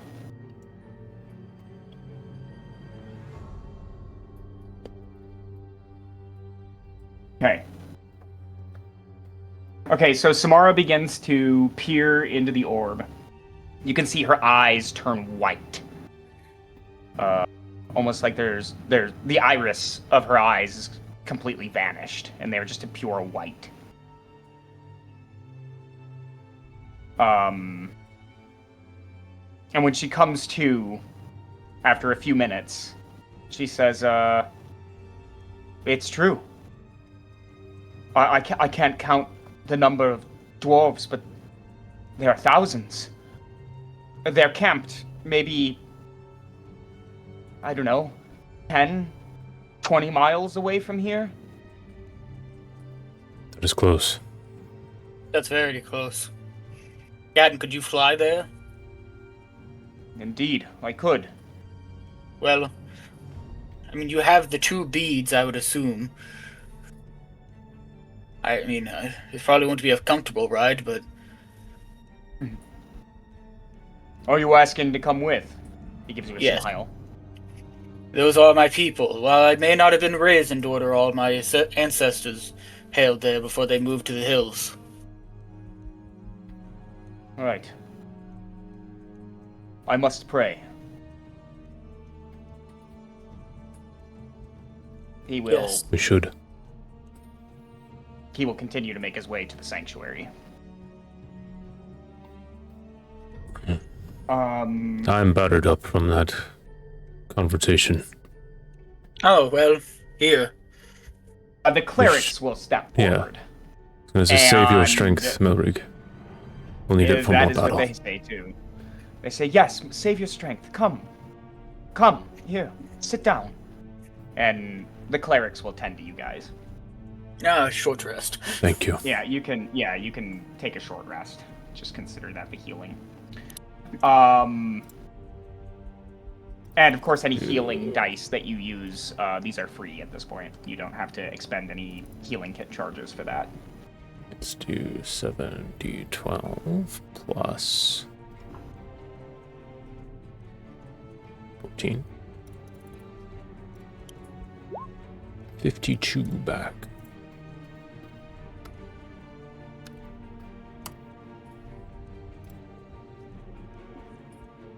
The Matrix gif. Much better.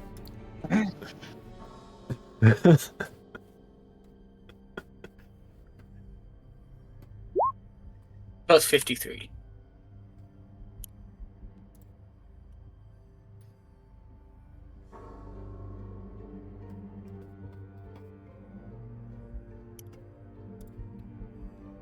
If only it gave me my spell slots back.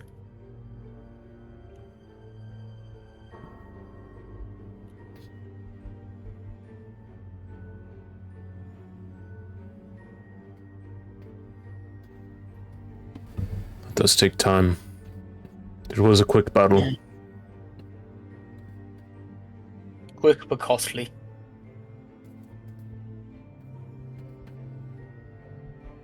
Yeah, Neil made that very quick. Yeah. Mm.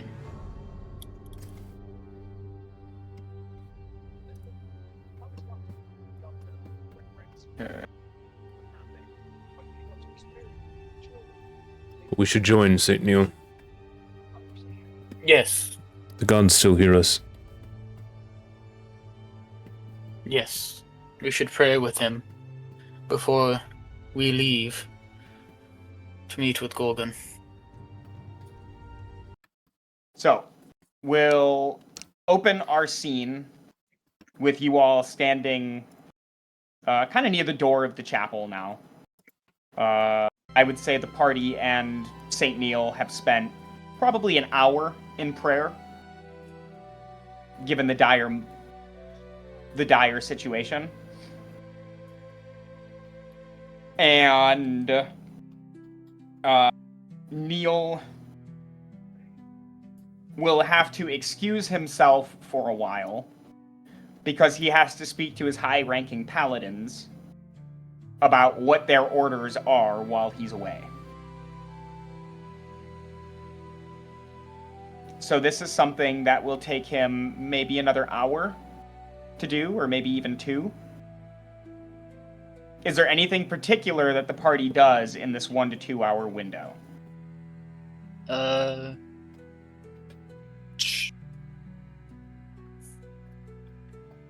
Probably talk with Samara about what was going on the wall. Yeah. And get Okay. that information. Yeah. Samara says that there was a kind of discordant song that she could hear. Although it sounded more like screaming in reverse. Hmm. She says, perhaps these fiends have songs of their own. And perhaps they have power as well.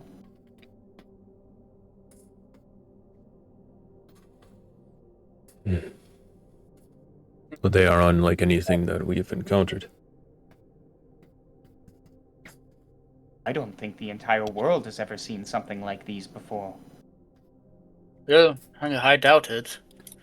I mean, even Neil said it was really only in actions that he's seen something like it before, but not this. He brought up the necrophage. Was this fortress around during the necrophage? Does anyone know? Could I mean, as a dwarf, couldn't I notice that it's dwarven? It has a lot of dwarven architecture sewn into Yeah. it, yeah. But this would have been like New Age dwarven architecture. So this Yeah. is not old dwarven architecture. Yeah. I guess being a dwarf too, you could tell the age of the stone. So no, this fortress is definitely not more than 300 years old. Yeah. So yeah, I'd kind of relay that and be like, well, this fortress, kind of just reach over and like kind of touch some of the stone, is dwarven in making, but it's not old dwarven. It's around, if I had to take a educated guess, about 300 years. Okay.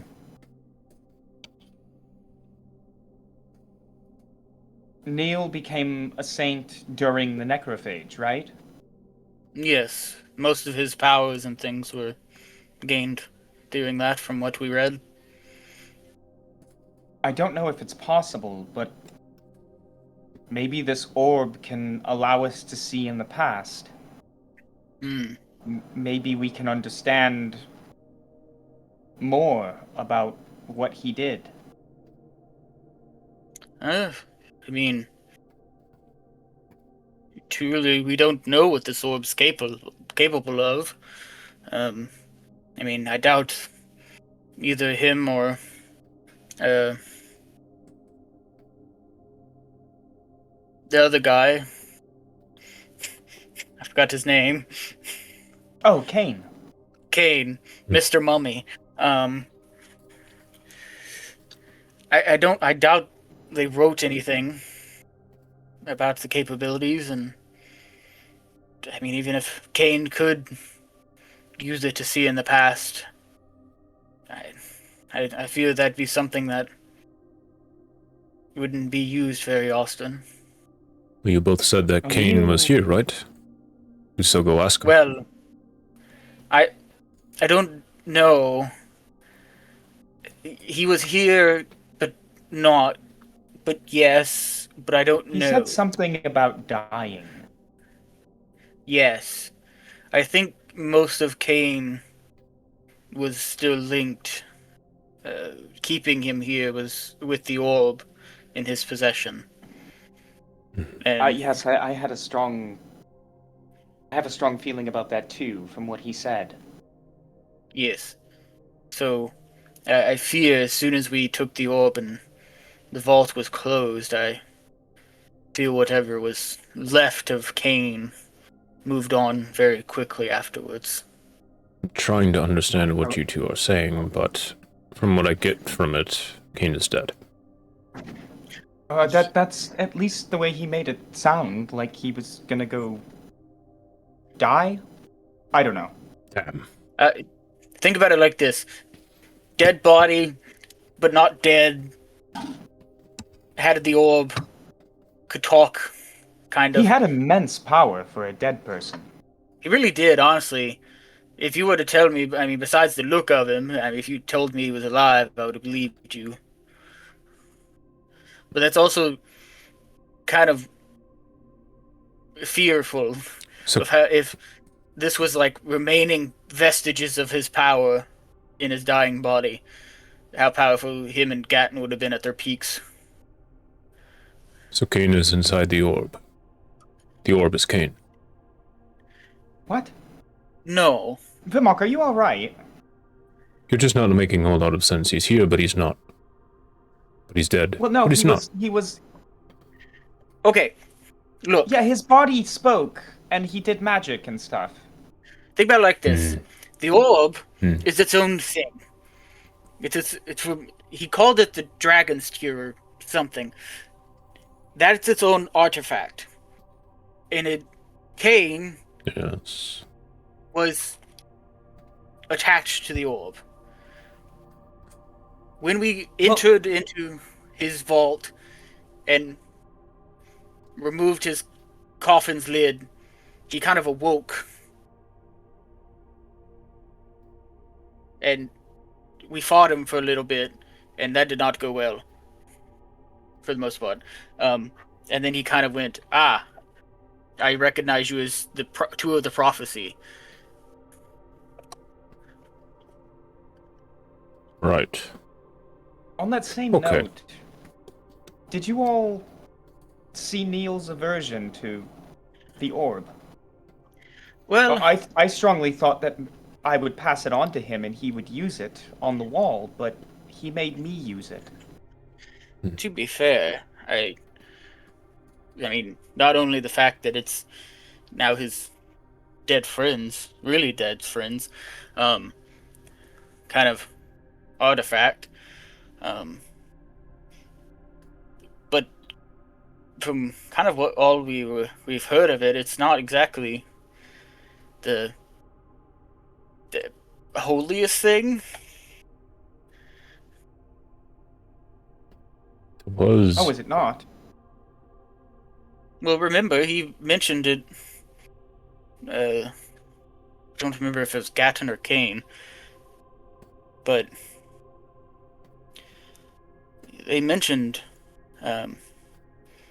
that it would affect... Hold on. It was tainted by Chris Beckner. Yes, I do remember Kane saying that, but... Well, Gatton think- said it. Gatton said it, and Cain reiterated it. Well, I think Kane said something like, it was affected, and now it's not? I think, from what he said, it's not tainted any longer. But probably due to the fact that for 4 centuries he's been studying it, and he still doesn't understand fully the powers of the orb. So if that's anything to go off of just how much this thing can do. It does frighten me. Slightly. Its power is immense. Well, I mean, it's linked.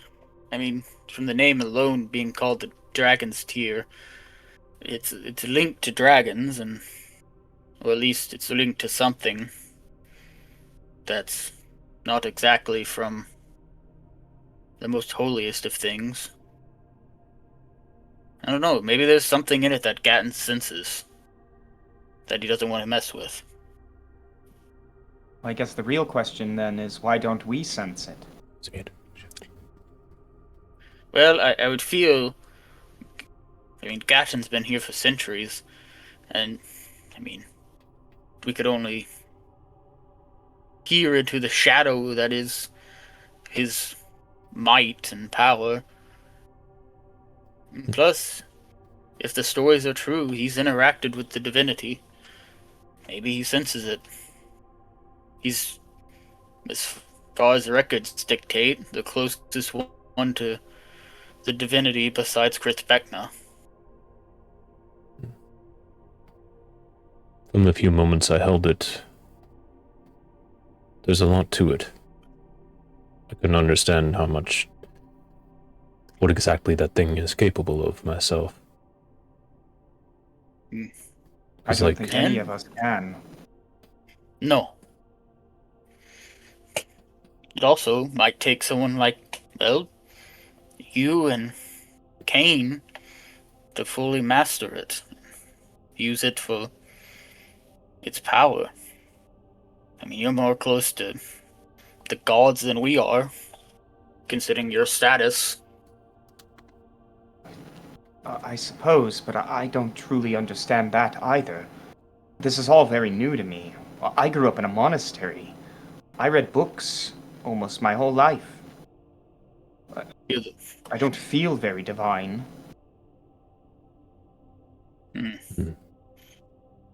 Yeah, you are just... I mean, we haven't been adventuring for too long. I mean, you don't feel divine right away. It took Gatton a while for that. It is hard to tell how long we've been on this road. I don't know. We don't really carry a calendar. We should probably do that. Or at least a journal and mark down our days. I think that's gonna have to be you, because Vimark and I don't write too well. I usually use the stars to tell the time of the year or the temperature. Calendars aren't really too common in the north. We go off seasons. I will try to keep a log as best I can, I think, if I remember.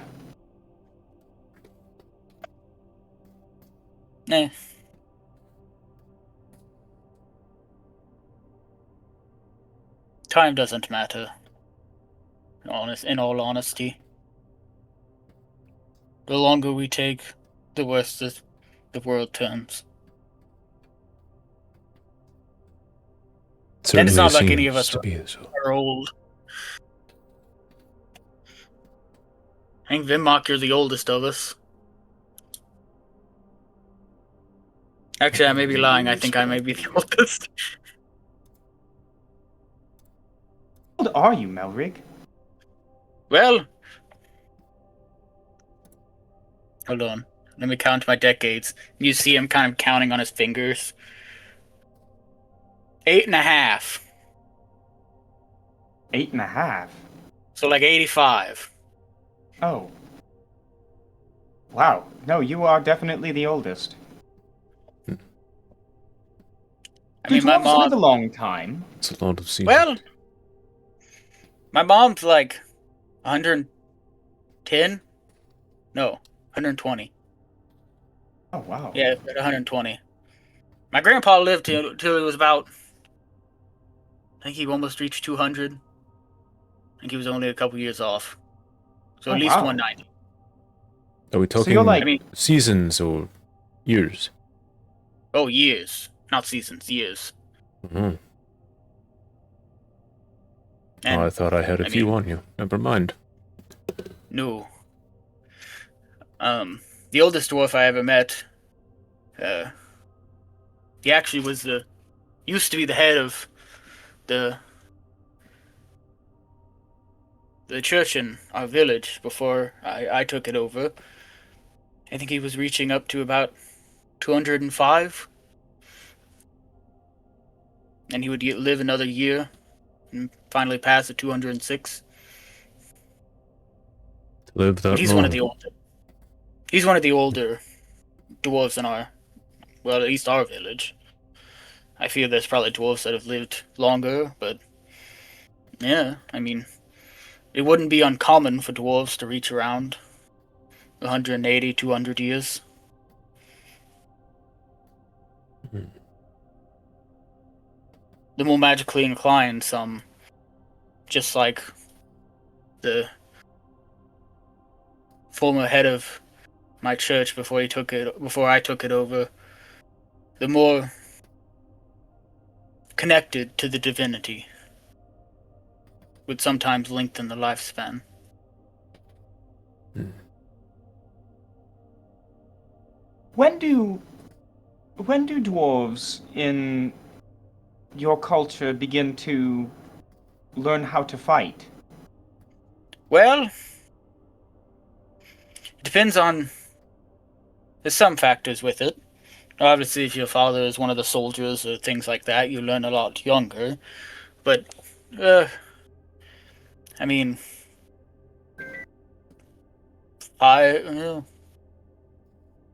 about 8, 10 is when you start figuring out how to wield a weapon.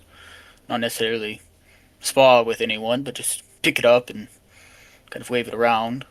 Um, then, kind of a couple years go by. 15 is really whenever you start putting on the armor and training. Um, so, I mean, almost all dwarves are taught to fight and can. Obviously, some are better than others, but um, I have a feeling if out of that 6,000 that Gorgon's leading, if even 1,000 of them were men of Dordoral's army, then I think they would be a big help. Well, I'm asking because among this mass crowd of dwarves that I saw, many of them were children, women. Not all of them looked to be fighters. Well, dwarves are hardy things. I highly doubt the children would be fighting in this fight. If they are truly the last of Dordoral, not only Gorgon, but the fighting men won't even let them near the front lines. Some of the women might participate, but most of them would probably be kept back to be the last line of defense between the army and the children. But for the Makes ones sense. fighting, the ones that are going to be in those initial rows, dwarven plate, large shields, spears, axes, swords, hammers. It'll be a fun time to see them moving again. I don't think the surface has seen a dwarven army move quite like that in hundreds of years, if I recall. Many of my books at the monastery, not many of them were on dwarves, but there was one book that I read, and it mentions that dwarven armies haven't marched since the Mythic Age. Yes. That's actually those dwarves that marched during then were the ones who left the armies and formed villages that my people, the hill dwarfs, would descend from. And that would be the last time that armies of the dwarves would, at least here on the west, I don't know about the east, and I hope they are still there, because if it's true, and Orderall has fallen, that means Naphis has went from 4 dwarven mountains to 3.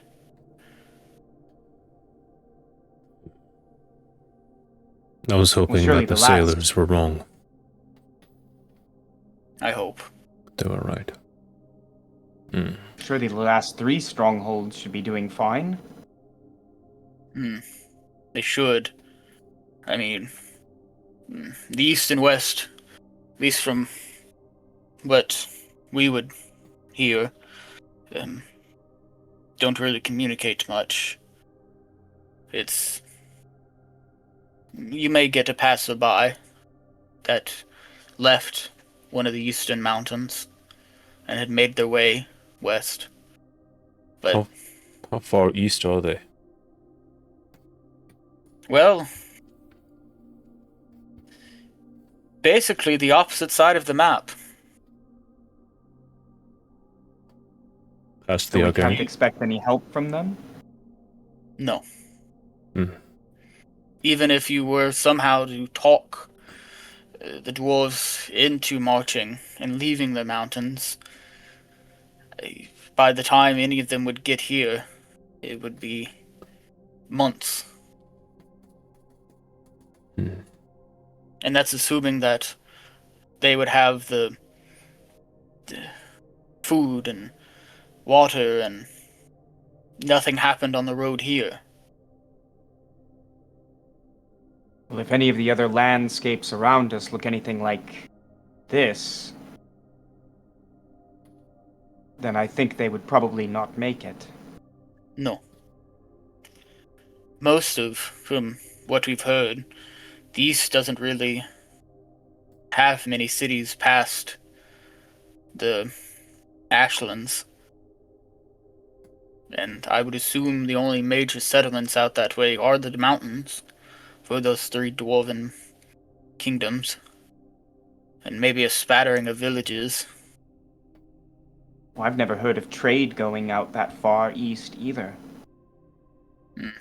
Not many ventured past anything past the Ashlands. Most on that just kind of wrote it off at that point. Until Same with recently, Pandacia. yes. Until recently, everyone would have to go around Pandacia. And most wouldn't even want to get near it and No. find out how far they'd have to go around to be unaffected by it.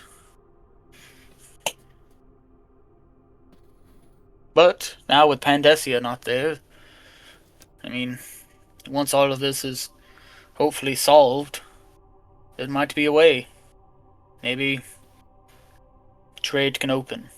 But for now, it also makes me worried about the things that wiped out the dwarves in Dorderall. If only 6,000 are left out of the... I don't even know. I guess out of game, how big would the population of a Dorderall have been? That's a really good question. Jordarall had a population, I think it was of around 30 to 40,000. Okay. So about a fifth of them are left? Yeah, not much. Yeah. Oh. So... What could have killed all of them? You think these things somehow got inside? Well... Had to have. What else could have done it? Well... I've never been in Dorderall. I was never allowed in. But I have seen the outer doors once. If something got past those, Massive. Built in straight into the mountain. Large stone doors. And even past the doors itself, there were fortifications. You had to get through the gate of the fortifications before you could ever get near the door. And the guards that were there were all clad in dwarven plate and had iron weaponry. There were also dwarves that were on the back of large rams, bouncing around the mountaintops, watching. So if they got through that fortification and then through those doors, I fear whatever could have done either one of those things, there wouldn't have been 6,000 dwarves that would have left. There would have been 0. I have a feeling, and I don't know about the war's status. There would be talk, whispers that we would hear sometimes about a fight with the dwarves and the goblins and things like that in the mountain. But mostly that was mainly skirmishes and things like that. Most of it was at a standstill, or the dwarves were winning. And unless the dwarves in the Underdark came up, but I doubt it. Most of them would never have left the Underdark in the first place. I couldn't tell you. There is no telling what did this. Think about it. Let's say those 6,000 dwarfs. If there was even 5 times that amount in that mountain, and half of them were fighting soldiers, what could wipe out that many men in their own mountain? Do the dwarves ever fight each other? At least in recent history, no. Only dwarves that would fight each other would be the dwarves that live in the Underdark. Would sometimes be met with the dwarves that would be digging a little too deep and would get to the Underdark. But, I mean, really Gorgon would know more about the interworkings of Dordoral. He lived there, he grew up there, from what I could ascertain. And at least when all of his titles were read off, he at one point was the ambassador of Dordoral. So he would have known more about it than I do. The reason I ask is because in the north we've had different chiefs that wanted to lay claim over other areas, other lands, and a civil war would break out on occasion. There was mass casualties. Could something like that have happened? Possibly. But if it did, it would beg the question of who would have led the uprising. I mean, us dwarves, and unless really wronged, will stay to our leaders. And I don't see, unless something major happened inside those walls, to grant an uprising. I don't see one that would have happened here. We are getting ready to go see 6,000 survivors. I'm sure some of them will have tales of what happened. True. They should. And if not, Gorgon will probably be more knowledgeable about the interworkings. I And mean, I'm sure he's spoken to many of these refugees himself. Perhaps he has a better idea of what happened. well, and let's think about it like this.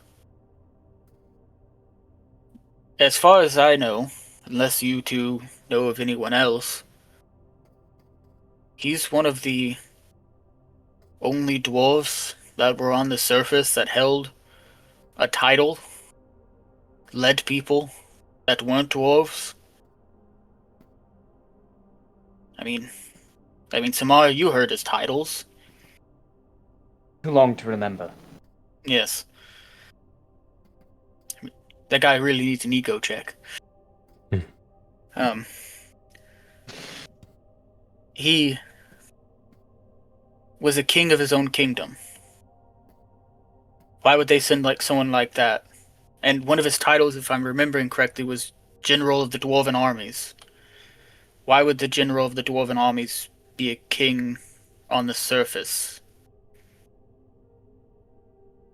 He's the only king they have now. Yes. But what could have happened that Dorderall allowed someone of that standing to be free? To be away from the mountain? Perhaps there was a scandal. Hmm. I'm not so sure that this endless speculating is going to get us anywhere, though. Oh, we're waiting on Gatton. Something most certainly happened in that mountain, though. Who knows? Oh, well, I mean, you've described the fortifications, Melrig. It doesn't sound like... I mean, look, and she takes you guys over to the wall, where you can see all the Nehilari at the bottom, and there is the stench that is beginning to rise up near the walls. Many of the paladins have, taken a step back because it's just so nasty. But Samara holds her nose, and she says, "Look, the gates here have held. Even these fortifications, if they even mimic the ones at Dorderall through dwarven construction, I just don't see them getting through. Yes. Something had to have happened inside." About that too. Hmm. That's why I asked about any civil fighting that could be going on. But I don't know. if it's fallen, it doesn't sound like there was a victor. No. If only 6,000 of however many thousands of dwarves walked out of that mountain, I don't think there was one. You think this is truly the end? Of the world or of the mountain? Well, both, I guess. Of the mountain? Most likely. If there was something strong enough to repel an entire dwarven civilization out of their own mountain and displace up to 6,000 dwarves who have, for almost all of their lives, refused to ever leave that mountain, I highly doubt it would take many, many more, not only dwarves, but men of very, very long service that would know how to get not only that door open, but how to fight the things that drove them out in the first place. The world? I have faith. I feel every day we are getting stronger. Slowly, but we are. And while the world is being affected by everything, I feel it will get better. It will get worse first. There will be more devastation that will be brought. But I feel the three of us and the rest of humanity will get through this. And, if needed, I have already come to my own terms with my humanity, or dwarvenity in that way. That if I am to be slain in the so that way the rest of the world can live, I've come to peace with that.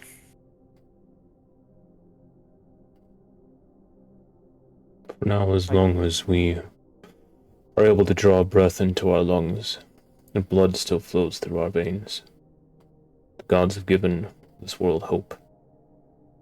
Yes, they have. In just as kind of a own joke in his own humor, he adopts more of that grandfatherly tone. As the oldest of the group in my decades on this world, you see people go through life, and they go through things, hardships, things like this, fighting and killing, and hopefully for the betterment of the world. But they all kept their faith, or, in some cases, had to be reminded of it. And I feel, as long as the three of us, Saint Gatton, everyone here in this fortress and around the world, are able to keep their faith, keep the gods in their reach, pray to them, answer them if needed, I think we can get through this. If the world didn't fall during the necrophage, and if this is to be worse than that, I feel we will be able to pull through. Yes, I suppose you're right. I'm sorry, that strange song that creature let out, it exhausted me, it shook me a bit. I think I need to take the time to rest before we go again. I'm growing weary. Yes. I mean, if you need to, Samara, we, Vinmock and I, can go with Gatton to speak to Gorgon and the dwarves. Feel free to rest, recharge yourself. No. I must be there, no. I have to go. I can't be separated from you two. If something were to happen, I need to be there. But I will say, being in that bead should give you some rest. It was a weird experience. I imagine it is. I was a little shocked when you just vanished, and he flew off without even explaining to me what he had just done. Imagine having that in your head as you're trying to keep other people in line. I need to rest. She will go find a kneeling pillow somewhere in the sanctuary and lay her head down, and Samara will rest for a little while. This being said, I actually think we might go ahead and end here at 9. I know I said I wanted to get to Gorgon, but I really do want Samara here.